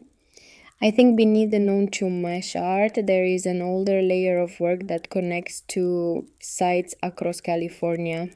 Blythe, Calico, the East Bay Walls, Hemet, Chause, the Channel Islands. I think somebody built a map of the sky on the surface of the state over thousands of years, and I think the cave at Burro Flats is the center of that map. And I think every year that passes with the cave locked behind contamination fences is a year that the paintings deteriorate further and the evidence gets harder to recover. She heard Doral exhale, not a sigh, more like the sound of a man recalibrating. You sound like Garrett, he said. I will take that as a compliment. It was not intended as one. More silence. Margot waited. She had learned in 30 years of desert living that silence was not empty. It was where decisions happened. I am going to tell you something Darrell said, and then I am going to do something that is probably a mistake. The something I am going to tell you is this. You are not the first person to propose the network theory, the idea that the sites are connected. BLM has had that hypothesis in internal files for over 20 years. A researcher in our Sacramento office wrote a memo about it in 2004. It went nowhere. Why? Margot asked. Because nobody wants to fund it, Darrell said. Because a comprehensive study of connected ancient sites across California would take decades and cost millions. Because the political implications are difficult if you establish that indigenous peoples had a sophisticated statewide civilization predating European contact by thousands of years. You complicate every land management decision, every development permit, every resource extraction lease in the state. It is not a conspiracy, Dr. Kellner. Nobody is sitting in a dark room deciding to suppress the truth. It is simpler than that. It is bureaucratic inertia. It is easier to not look than to look and deal with what you find. Margot felt something tighten in her chest. Not surprised, she had suspected something like this for years. But hearing it said plainly by a government official on a phone call at 7 in the morning was different from suspecting it. The system does not hide the truth, Darrell continued. It just does not look for it. There is a difference. The result is the same, but the mechanism is laziness, not malice. And laziness is harder to fight because there is nobody to blame. You said you were going to do something that is probably a mistake, Margot said. Durrell paused. Yeah, he said. There is an archaeological survey scheduled for the Santa Susana site next month, part of the pre-remediation assessment. They need consultants. I can add your name to the contractor list. You will have access to the cave as part of the survey team. Supervised, limited hours, but you will be inside. Why, Margot asked. Why help me? Because I have been managing these sites for 15 years, Darrell said. And in 15 years, not one researcher has come to me with a theory that connects them. Not one. They study Blythe in isolation. They study Calico in isolation. They study the walls in isolation. Nobody looks at the whole picture. You are either brilliant or delusional, and either way you deserve the chance to find out which one it is. That is more than Walter Garrett got. He paused again. I do not believe you are right, he said, but I believe you deserve to be wrong on your own terms, not silence it before you have the chance to test it. That is a different thing and it matters. The line went dead. Margot sat with the phone in her hand, looking at the hills, listening to the raven on the power line make a sound like a door hinge that needed oil. She had 3 weeks before the survey at Santa Susana. 3 weeks to prepare. 3 weeks in which Ray Coldwater was conscious but declining in a hospital in Needles. His daughter calling Margot every few days with updates that were always the same. He is awake, he is tired, he asks about you. 3 weeks in which Margot drove to 2 more places that she needed to see before the cave would mean anything. She drove first to Santa Barbara County, to the Santa Ynez Mountains, to the Chumash Painted Cave. The cave sits on a steep, narrow road above Santa Barbara, a road so tight that parking fits maybe 2 cars. The Pacific Ocean is visible in the distance, a band of silver between the mountains and the sky. The contrast between the expansive view and the small hidden cave creates the feeling that this place was chosen for its secrecy, not its visibility. The shamans did not want you to find it. The cave is protected by a heavy iron gate. The gate is there because decades of vandalism threatened to destroy the paintings. People scratched their names into 400-year-old art. People used flash photography that degraded the pigments. The gate is necessary and heartbreaking at the same time. You can visit the cave. It is a state historic park with free access, but you peer through iron bars at paintings that were never meant to be seen by anyone outside the Antap society, the Chumash spiritual elite who created them. The cave is known to the Chumash as Alaku Luxen. It may contain the oldest eyewitness astronomical record in California. Margot stood at the gate and looked inside. The paintings were vivid, polychrome, red, white, and black, human figures with outstretched arms, geometric patterns, celestial designs, banded centipedes, and the most debated image in California rock art, a black disc surrounded by radiating lines consistent with a total solar eclipse and the sun's corona. Researchers believe this painting depicted the total solar eclipse of November 24, 1677. If they were right, a Chumash shaman had stood in this cave 350 years ago, watched the sky go dark, and painted what he saw on the wall. And the painting was still there, visible through iron bars in a cave on a hillside above a coastal city where most residents had no idea it existed. The paintings had been created by Al-Chulash Chumash astronomer priests. during rituals whose full meaning was lost when Spanish colonization devastated the Chumash population through disease, forced labor, and the mission system. The knowledge of what the symbols specifically meant died with the people who understood them.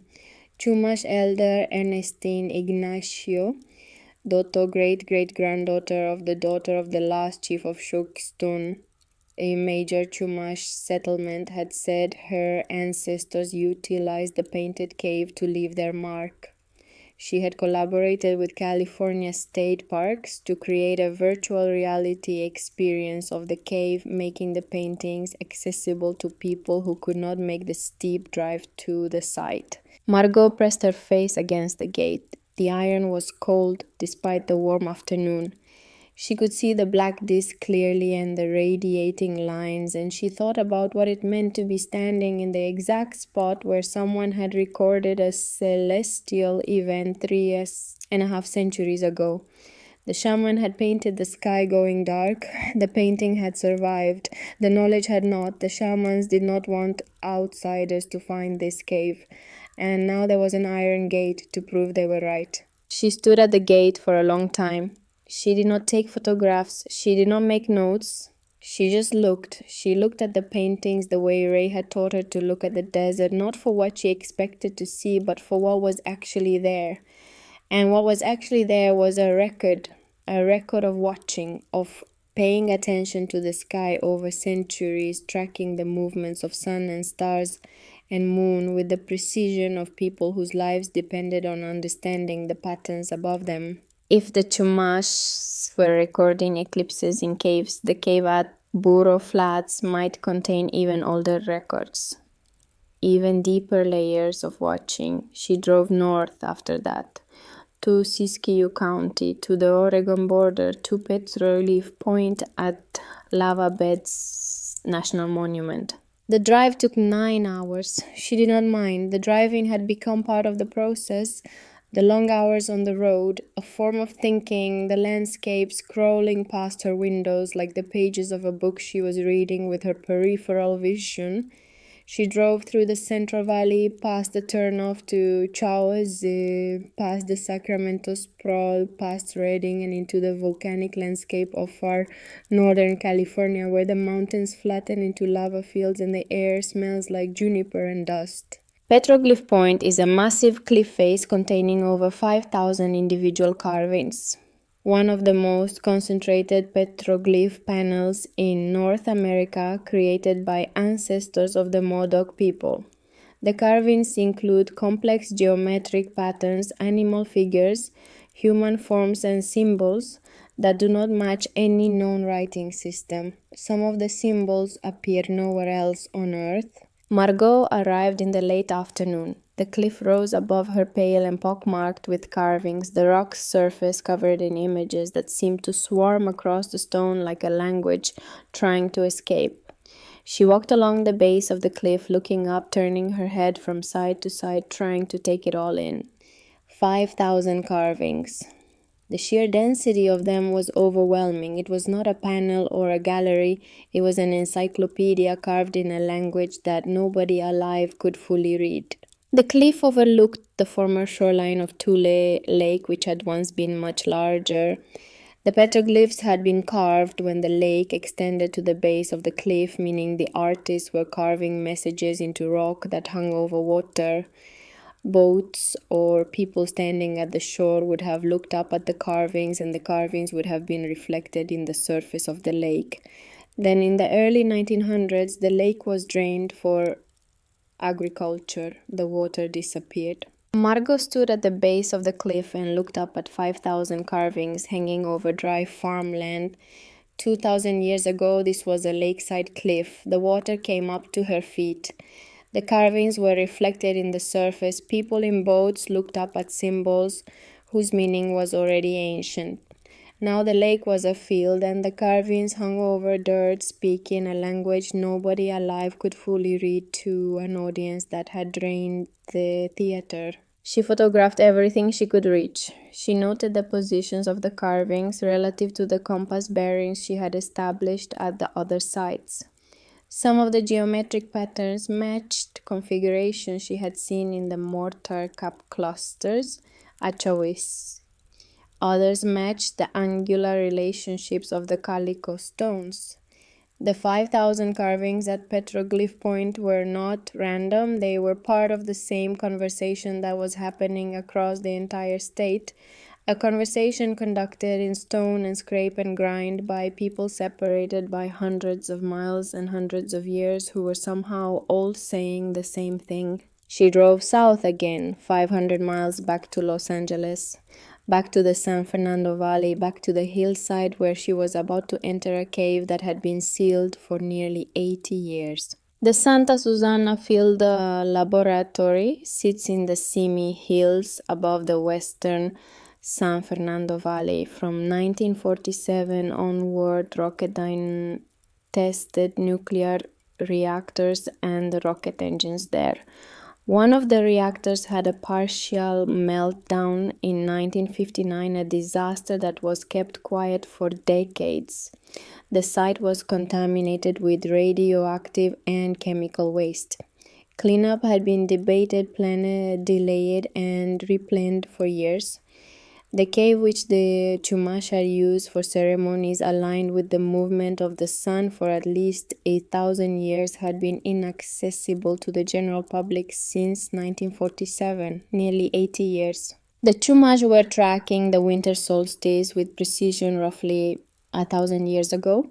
The same hillside was later used to test nuclear reactors. Ancient astronomy and Cold War nuclear engineering occupied the same ground separated by a millennium. Margot had thought about that juxtaposition during the long drive south, and each time she thought about it, it seemed more absurd and more inevitable, the way all of California's history seemed to fold back on itself, the ancient and the modern pressed together like pages in a book that had been left in the rain. Margot arrived with the survey team on a Monday morning in April. 5 people, 2 environmental engineers, a project manager from the Department of Toxic Substances Control, Margot and Tessa Birch, whom Margot had convinced Durrell to add to the team as a geological consultant. Durrell had made it happen. He was not present. He had told Margot on the phone that his involvement ended at the paperwork. Whatever she found inside was her responsibility. They passed through 3 security checkpoints. The road climbed through chaparral-covered hills that looked like every other hillside in the Simi Valley except for the chain-link fencing topped with barbed wire and the yellow radiation warning signs posted every 50 feet. Concrete pads where reactor buildings had stood were visible through gaps in the vegetation, cracked and stained, surrounded by monitoring wells driven into the contaminated soil. The air smelled like sage and something else, something Margot could not identify but that her body registered as wrong. A metallic undertone, the ghost of chemicals that had been soaking into the ground for decades. The cave was at the end of a dirt road that the environmental engineer said had not been maintained since the 1990s. Scrub oak and wild sage had encroached from both sides, narrowing the road to a single lane. The entrance was partially obscured by a concrete blast wall that had been erected during the rocket testing era, a wall that the Chumash shamans who used this cave for 1,000 years could not have imagined and would not have understood. Inside the cave was cool and dry. It smelled of stone and dust, and the faintly metallic tang that Margot associated with old rock in enclosed spaces. The environmental engineer swept the walls with Geiger counters and declared the radiation levels within acceptable limits for short-term exposure. The project manager noted the time and reminded everyone they had 4 hours. 4 hours to document a cave that might contain the key to a statewide astronomical network. To find beneath layers of known art an older layer that nobody had fully recorded. To do in 4 hours what Walter Garrett had spent the last year of his life trying to get the chance to do at all. Margot turned on her headlamp and looked at the walls. The non-Chumash paintings were there: geometry patterns, anthropomorphic figures, celestial designs in red, black, and white. The cave appeared oriented so that sunlight illuminated specific paintings during the winter solstice, confirming what researchers had long suspected: the Chumash were using this cave as an astronomical observatory, timing ceremonies to celestial events with architectural precision. The Antap society, the Chumash spiritual elite, had used this cave for rituals aligned with the movement of the sun. That alone would have been remarkable. The paintings were beautiful. They were also covered in places with a thin layer of soot, not campfire soot, chemical soot, residue from decades of rocket engine tests conducted on the hillside above the cave. The exhaust from engines designed to push objects into space had drifted down and settled on paintings made by people who tracked the stars with their eyes. Margot began photographing. Tessa took samples of the soot layers, scraping carefully with a scalpel, preserving the material beneath. They worked methodically, moving from left to right around the cave walls, documenting every painting, every mark, every discoloration. The environmental engineers watched with the polite disinterest of people who had been assigned to a task they considered secondary to the real work of measuring contamination levels. The project manager checked his watch at regular intervals. 1 hour in, Margot reached the back wall of the main chamber. The paintings here were denser, the designs more complex, the colors more vivid despite the soot. She photographed a panel of celestial designs that included what appeared to be a representation of the Milky Way, a band of white paint stretching across the rock surface studded with dots that corresponded to visible stars. The Chumash astronomers had painted the galaxy on a cave wall 1,000 years before Galileo pointed a telescope at it. She documented the solstice alignment, a narrow opening in the cave entrance that allowed a shaft of winter sunlight to fall on a specific painting at a specific time on the shortest day of the year. The Antap astronomers had engineered this cave the way modern architects engineer a building, using the position of the sun and the geometry of the rock to create a calendar carved into the landscape itself. They did not need a written calendar. They had a cave that told them when winter was coming and when the days would start growing longer. The cave was the calendar. Margot moved deeper. She found a panel of handprints, negative handprints made by placing a hand against the rock and blowing pigment around it, leaving the outline of fingers and palm in negative space. The handprints were small, children's hands, adolescent hands, initiation ceremonies perhaps. Young Chumash brought into the cave for the first time, placing their hands on the wall, leaving their mark being inducted into the knowledge of the Antap. She photographed each handprint. She thought about the children who had left them.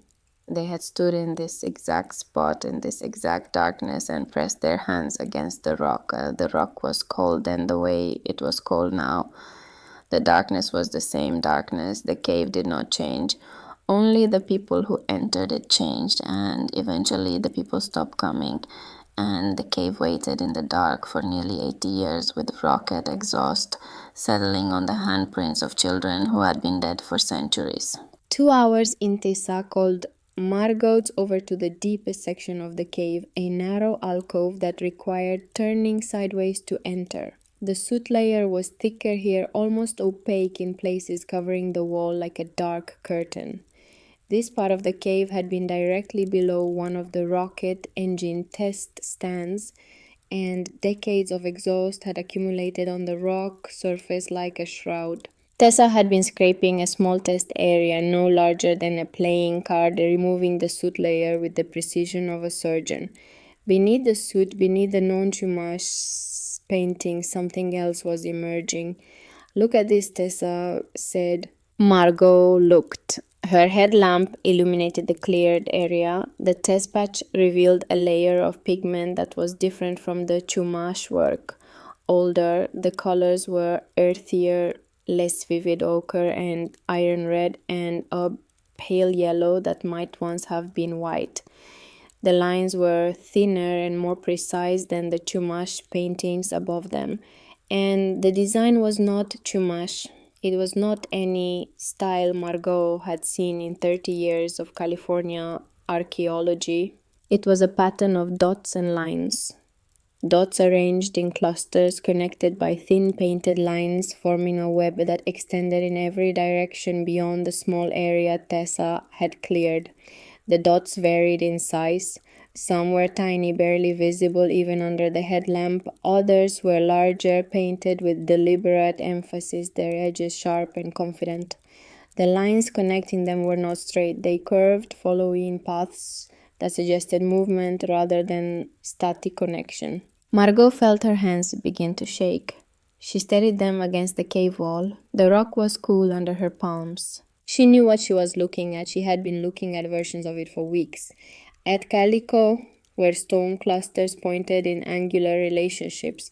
At Chauise, where mortar cups formed patterns visible only from above. At the East Bay, where walls ran along sidelines. At Hemet, where a maze encoded coordinates. At Petroglyph Point, where 5,000 carvings spoke a language nobody could fully read. This was the original, the source, the center of the map.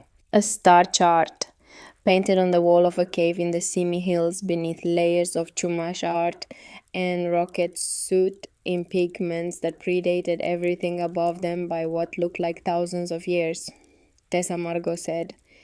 Her voice was steady but quiet, the kind of quiet that happens when you are trying not to disturb something. How much time do we have? 2 hours, Tessa said. The project manager keeps looking at us, then we work fast. They spend the remaining 2 hours clearing more of the soot layer, photographing everything, measuring the positions of the dots with calipers, and plotting them on graph paper. The environmental engineers grew impatient. The project manager checked his watch with increasing frequency. Margot did not care. She worked with the controlled urgency of someone who understood that she might never be allowed back inside this cave and that everything she did not document today might be lost forever. The older paintings extended farther than they had expected. As Tessa cleared more of the soot, the web of dots and lines grew, spreading across the wall of the alcove like a network, revealing itself node by node. Some of the dots were surrounded by small radiating lines like schematic suns. Others were clustered in groups of 3 or 4 or 7, connected by lines that formed geometric shapes, triangles, parallelograms, configurations that Margot recognized from the mortar cup patterns at Chauise. In one corner of the cleared area, a line of dots ran along what appeared to be a painted edge, a boundary that could have been a coastline. And off that edge, separated by a gap of unpainted rock, 4 dots sat in a row. Margot counted them, 4.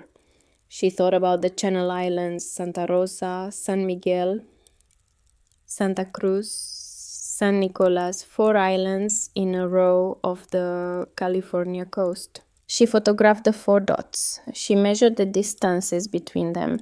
She compared the ratios to the actual distances between the islands on a nautical chart she had downloaded to her phone. The ratios matched. By the time they were escorted out, Margot had photographed over 200 dots and 70 connecting lines in the section they had cleared, which represented perhaps a third of the alcove wall. The rest was still covered in soot. The rest might contain dozens more dots, hundreds more connections. The rest might take months to fully clear and document, and they had been given 4 hours. The project manager walked them back to the security checkpoint. He shook their hands and said the survey report was due in 30 days, and he looked forward to their findings. He said it the way you might say, "Have a nice day" to someone whose name you have already forgotten. Margot sat in her truck in the parking lot outside the security gate. Tessa sat beside her. They did not speak for a long time. The Simi Hills rose around them, golden brown in the afternoon light, innocent and ordinary, hiding beneath their chaparral, a nuclear waste site, and a cave painting that might be the oldest astronomical map in North America. That night, in a motel room in Simi Valley, Margot and Tessa spread the photographs across the bed and the desk and the floor and began cross-referencing the dot positions with the known locations of every site in the network. Blythe, a large dot connected by a line running southeast, positioned exactly where the intaglios lay on the desert floor. Calico, a medium dot connected to Blythe and to a cluster to the northwest, positioned where the stones sat in their ancient sediment. East Bay, a cluster of small dots arranged along a line matching the orientation of the walls that ran through the hills above Silicon Valley. Hemet, a single dot with radiating lines that matched the maze pattern on the sandstone boulder in Reinhardt Canyon. Chaos, a cluster that mirrored the mortar cob arrangement on the grinding rock in the Sierra foothills, 13 years of labor captured in a pattern of paint. Channel Islands, 4 dots in a row of what appeared to be a painted coastline, positioned exactly where Santa Rosa, San Miguel, Santa Cruz, and San Nicolas Islands sit in the Pacific. The islands where Arlington Springs woman had lived 13,000 years ago, 26 miles from the mainland, having crossed the open ocean in vessel that no longer existed. Petroglyph Point, a dot at the far northern edge of the map near a painted area that might represent Tule Lake before it was drained, before the carvings were left hanging over dirt instead of water. Every site was represented. Every connection Margot had traced over the past month was there on the cave wall, painted by hands that might have been the first to conceive of the entire system. Not one culture, not one civilization, a template, a blueprint that had been distributed across the state and maintained by different peoples: Mojave, Chumash, Miwok, Modoc, the unknown builders of the East Bay walls, the unknown carvers of the Hemet maze, speaking different languages, practicing different traditions over thousands of years. Not a lost civilization, something more extraordinary. Many civilizations across millennia contributing to the same project, like generations of strangers adding rooms to the same cathedral without ever meeting each other, without knowing the full design, trusting that the pattern was larger than any single builder's understanding. Margot sat on the edge of the motel bed. The photographs surrounded her like evidence at a crime scene, except the crime was forgetting and the victims were already stoned. They matched, Tessa said from the desk. She had been running calculations on her laptop for 2 hours, checking the proportional relationships between the painted dots against the actual geographic coordinates of the sites. Within the margin of error you would expect from hand-painted pigment on an irregular rock surface adjusted for the projection distortion of mapping a curved landscape onto a flat wall. They match. Margot did not speak for a long time. She was thinking about Walter Garrett, who had written the words someone must look up on the last page of his notebook, and then died 12 days later without ever seeing the inside of this cave. She was thinking about Ray Coldwater, who was lying in a hospital bed in needles, conscious some days and not others, carrying a lifetime of knowledge that the academic world had never bothered to ask for. She was thinking about the Chumash shamans who had painted the sky going dark in a cave above Santa Barbara 350 years ago, about the Miwok who had ground a star map into a rock over 13 years of accumulated labor, about the unknown builders who had stacked ton-weight boulders along ridge lines above the bay where nobody looked at them, about the unknown artists who had scraped a 171-foot human figure into the desert floor for an audience that could only see it from the sky. She was thinking about the boats The boats that carried people across 26 miles of open Pacific to the Channel Islands 13,000 years ago. Boats made of materials that returned to the earth long before anyone came looking for them. We know the boats existed because the passengers are there, the vehicles vanished, the passengers survived, and she was thinking about what to do next. She wrote the paper in 3 weeks. She had never written anything faster in her life. 62 pages. Photographs, measurements, geological analysis from TESA, astronomical cross-references, ethnographic context from the Mojave and Chumash oral traditions that Ray had shared with her. She titled it The Burro Flats Codex Evidence for a Statewide Astronomical Network in Pre-Contact California. She sent it to the Journal of California Archaeology, the same journal that had published the most prominent critiques of Walter Garrett's work at Calico. She wrote the paper in the trailer at the Formica table with the Calico Hills visible through the window. She wrote it in the mornings before the heat became unbearable and in the evenings after the sun dropped behind the mountains. She wrote it the way she had written her dissertation 32 years ago, with the same discipline and the same fear and the same exhilaration, except that this time she was not writing to impress a committee. She was writing because the data demanded to be organized and the story demanded to be told and the dead man's notebook deserved to be finished. Tessa contributed the geological analysis from San Diego, sending data files and spreadsheets by email, calling every few days to discuss interpretation. She was meticulous. She questioned every claim that went beyond what the data could support. She pushed back when Margot's language became too speculative. She was in the way that the best scientists are both an ally and an adversary, supporting the work while attacking its weaknesses, strengthening the argument by identifying every place where it might break. Ray's daughter called every few days from Needles. Ray was awake some days, sleeping others. The cancer was advancing, but slowly, grudgingly, the way desert erosion works, not in sudden collapses, but in the patient wearing away of something that was once solid.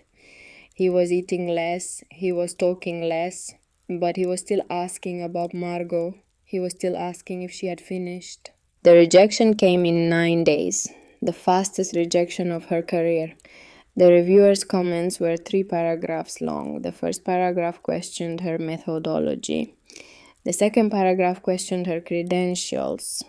The third paragraph noted that the theory of a statewide connected network of ancient sites had been previously proposed by Walter Garrett, whose work had been thoroughly discredited, and that Dr. Kellner's well-documented professional association with Garrett's theories made her objectivity on this subject questionable.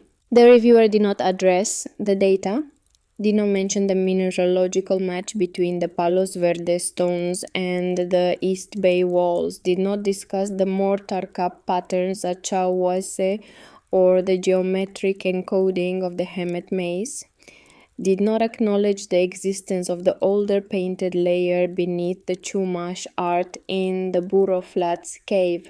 3 paragraphs about credentials and associations, 0 sentences about evidence. 30 years ago, a similar rejection had broken her. It had been the first in a series of closed doors that eventually sealed her off from the profession she had trained for and believed in. She had walked away from those doors and kept walking until she reached a trailer in the desert, and she had stayed there, checking dirt for construction companies for nearly 3 decades. This time was different. Margot read the rejection sitting in her trailer. She read it twice. Then she set it on the kitchen table and looked at it for a long time. The formica was still pale yellow. The desert light still came through the windows at the same angle it had come through the windows every day for 28 years. But something had changed. She had changed. The cave had changed her. Ray had changed her. The pattern had changed her. She was not the same person who had been broken by a rejection letter 30 years ago. That person had needed the institution's approval to believe in her own work This person did not. She picked up the rejection letter, folded it once, and placed it in the back of Garrett's notebook. It belonged there. Another piece of the record, another example of the institution's refusal to look at evidence that challenged its assumptions. Garrett had a drawer full of letters like this. Now Margot's had one. She would keep it the way you keep a scar, not to punish yourself, but to remember what you survived. She thought about Garrett. He had received rejections like this for the last decade of his life. Each one had pushed him further from the center of his profession and deeper into isolation. He had died defending a side that the world refused to take seriously, still insisting on the truth of what he had found, still waiting for the institution to come around. The institution had not come around. The institution had waited for him to die and then filed his notes in a cabinet and forgotten about them for 50 years until a Mojave elder mailed them to a discredited archaeologist in a trailer outside Barstow. Margot was not going to make the same mistake. She was not going to wait for permission. She was not going to die defending a site. She was going to do something Garrett never had the chance to do, something that had not been possible in 1972 but was possible now. She was going to go around the institution entirely. She called Tessa. Then she spent 2 days building a website. She was not particularly good at it. The design was plain and the navigation was clumsy and the fonts were inconsistent. But it worked. She uploaded the entire paper, every photograph, every measurement, every geological analysis, every map. She included the GPS coordinates of every site in the network with directions for how to reach them and what to look for when you got there. She included scans of Garrett's notebook pages with Ray's authorization as the custodian of Garrett's personal effects, which his daughter confirmed by phone from Needles. She put it all online, free accessible to anyone with an internet connection. No journal, no peer review, no institutional gatekeepers. Just the data and the argument and the coordinates and an invitation to go look for yourself. Tessa published her mineralogical analysis of the Palos Verdes anchors and the East Bay wall stones separately in a geology journal that had no stake in the archaeological politics and was interested only in the data. The paper documented the matching mineralogical signatures between the two sites. It did not speculate about who moved the stones or why.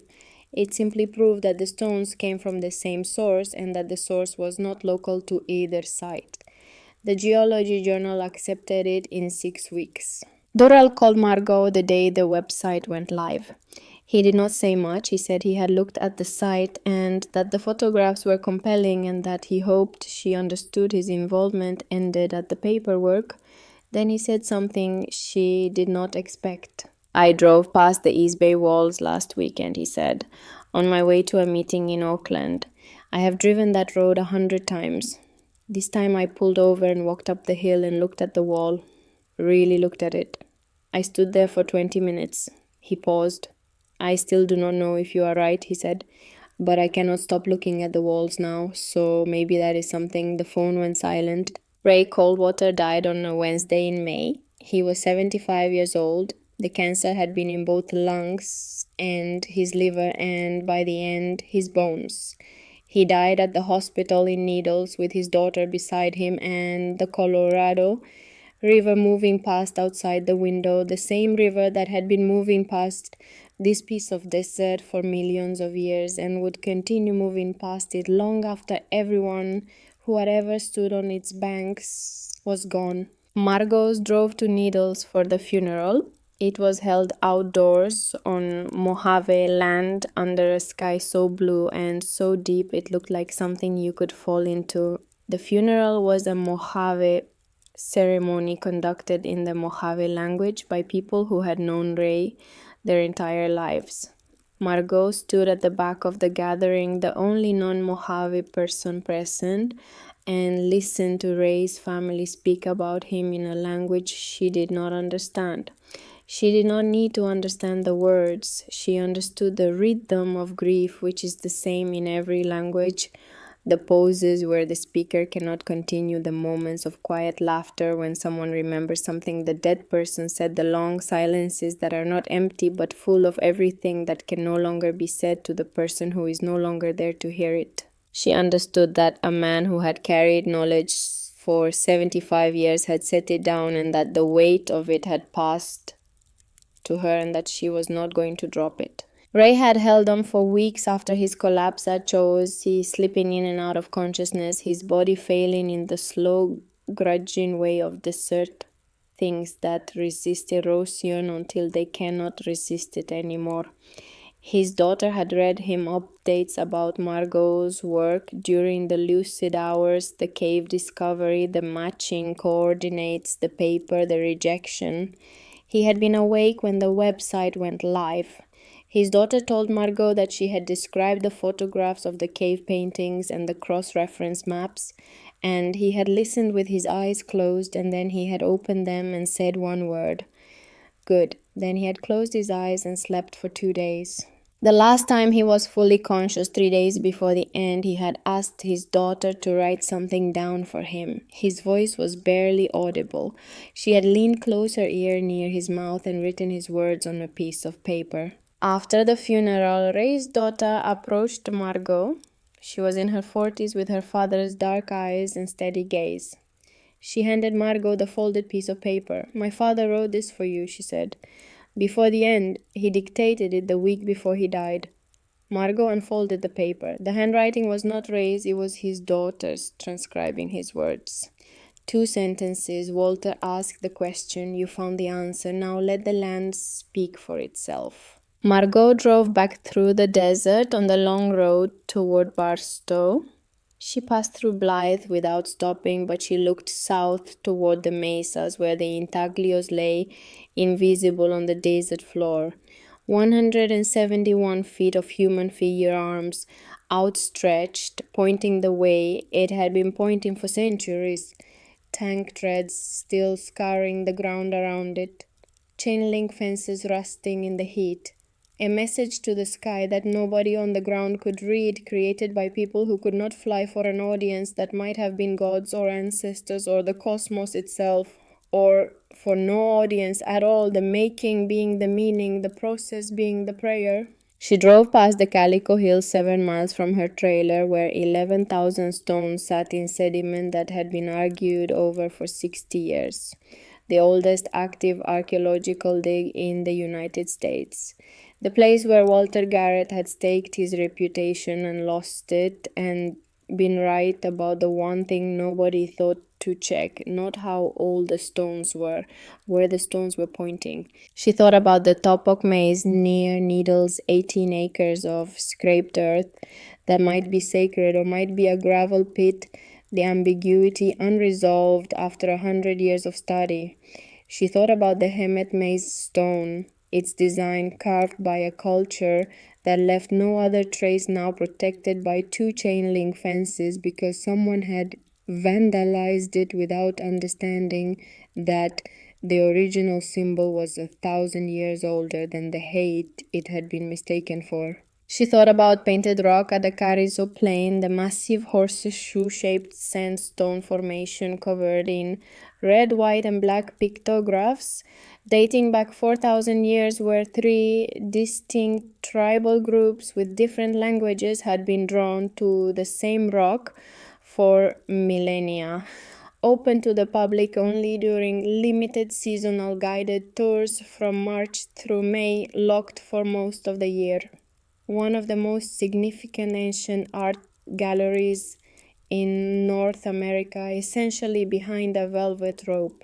She thought about Burro Flats, where one of the most significant ancient astronomical observatories in California had been locked behind a fence on a contaminated former nuclear test site for nearly 80 years, where Chumash astronomers tracked the winter solstice with precision roughly 1,000 years ago, and the same hillside was later used to test nuclear reactors, and the exhaust from engines built to reach space had settled on paintings made by people who mapped the stars with their eyes. She thought about the Channel Islands, where the oldest evidence of sophisticated maritime civilization in California sat on islands reachable only by boats that no longer existed, where a woman had lived 13,000 years ago, 26 miles from the mainland, roughly 8,500 years before the Egyptians started stacking stones, where massive shell mounds exceeding 15 feet in depth covered acres, representing thousands of years of accumulated village life, entire slopes made of the leftovers of daily existence stretching back millennia, where the boats that carried people across open ocean had decomposed long ago, made of organic materials, wood reeds hide that returned to the earth before anyone came looking for evidence of the crossing. The ancient structures were fragile and disappearing. The intaglios had been damaged by tanks. The Maze Stone had been vandalized. The East Bay walls were sinking into the earth, their stones slowly being swallowed by the hillsides they had been placed on centuries or millennia ago. The Calico site had been unprotected for 7 years, vandalized and spray painted and picked over by people who did not understand what they were damaging. The Burro Flats cave was contaminated by nuclear residue that was seeping deeper into the rock with each passing year, dissolving the pigments of paintings that had survived 1,000 years of weather and were now being eaten alive by the byproducts of Cold War engineering. Every year that passed without serious study was a year the mysteries got harder to solve. The question was not whether California had ancient history. California's history did not start with the gold rush. It started 13,000 years ago on an island 26 miles offshore, or 200,000 years ago on a desert hillside, depending on which archaeologist you believed. The question was whether anyone would bother to study it before it was gone. Margot pulled off the highway at a rest stop somewhere in the desert between Needles and Barstow. She got out of the truck and stood in the parking lot and looked at the sky. It was late afternoon. The sun was low and the light was gold, and the Mojave stretched flat and scrubbed in every direction, the kind of landscape that most people saw as empty, the kind of landscape that existed to be crossed on the way to somewhere else. But the landscape was not empty. It never had been.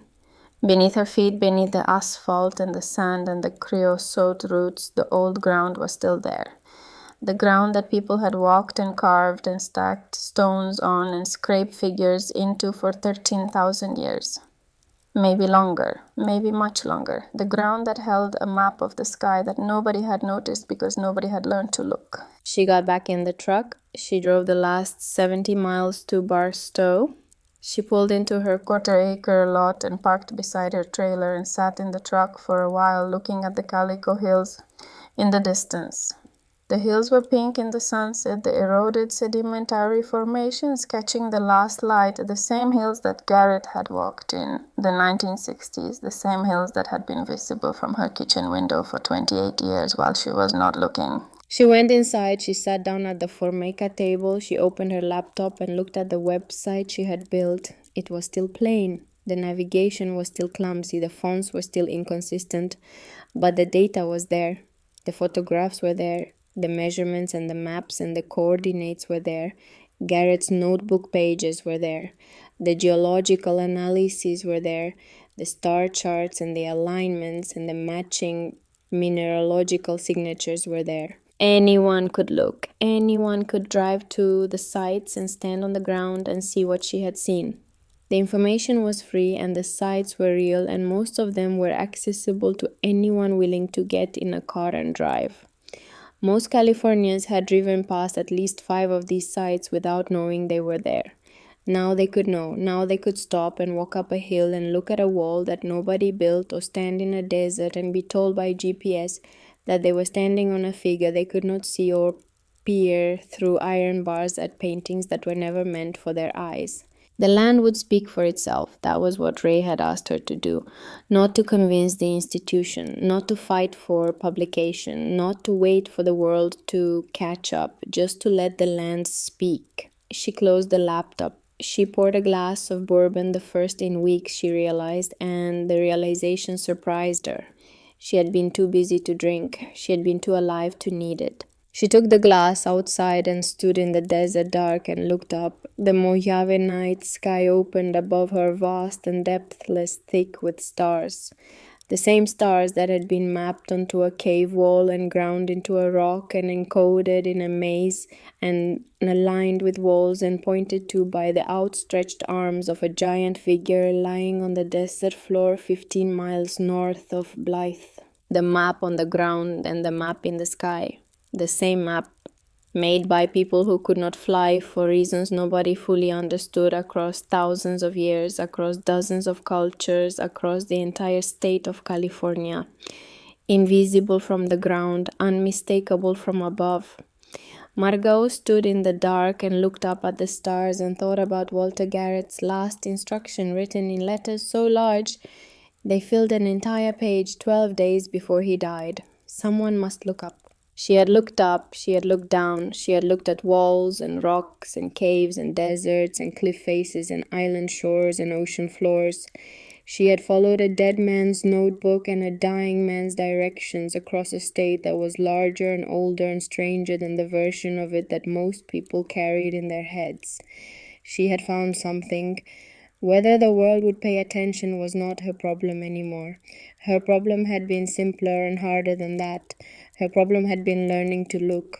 The ancient world is not in Egypt, it is not in Peru, it is on a hiking trail above Silicon Valley where a wall of stacked boulders runs along the ridge and nobody can tell you who put it there. It is on the desert floor outside Blythe where a 171-foot figure lies invisible at your feet and unmistakable from the sky. It is in a small cave above Santa Barbara where a shaman painted the sun going dark 350 years ago. It is on a grinding rock in the Sierra foothills where 13 years of labor lie in 1,185 cups. It is on a cliff above a lake that no longer exists where 5,000 carvings speak to an audience that drained the theater. It is in a cave on a contaminated hillside where the oldest star map in California hides beneath rocket soot and nuclear waste. These places are real. Most are visitable. Most Californians have driven past them without ever knowing they were there. The next time you drive through California, look down. There is something under your feet, older than any building in Europe, invisible from where you stand, unmistakable from the sky. It has always been there. Nobody taught you how to look. Now you know. And that changes what the next California highway looks like from the driver's seat.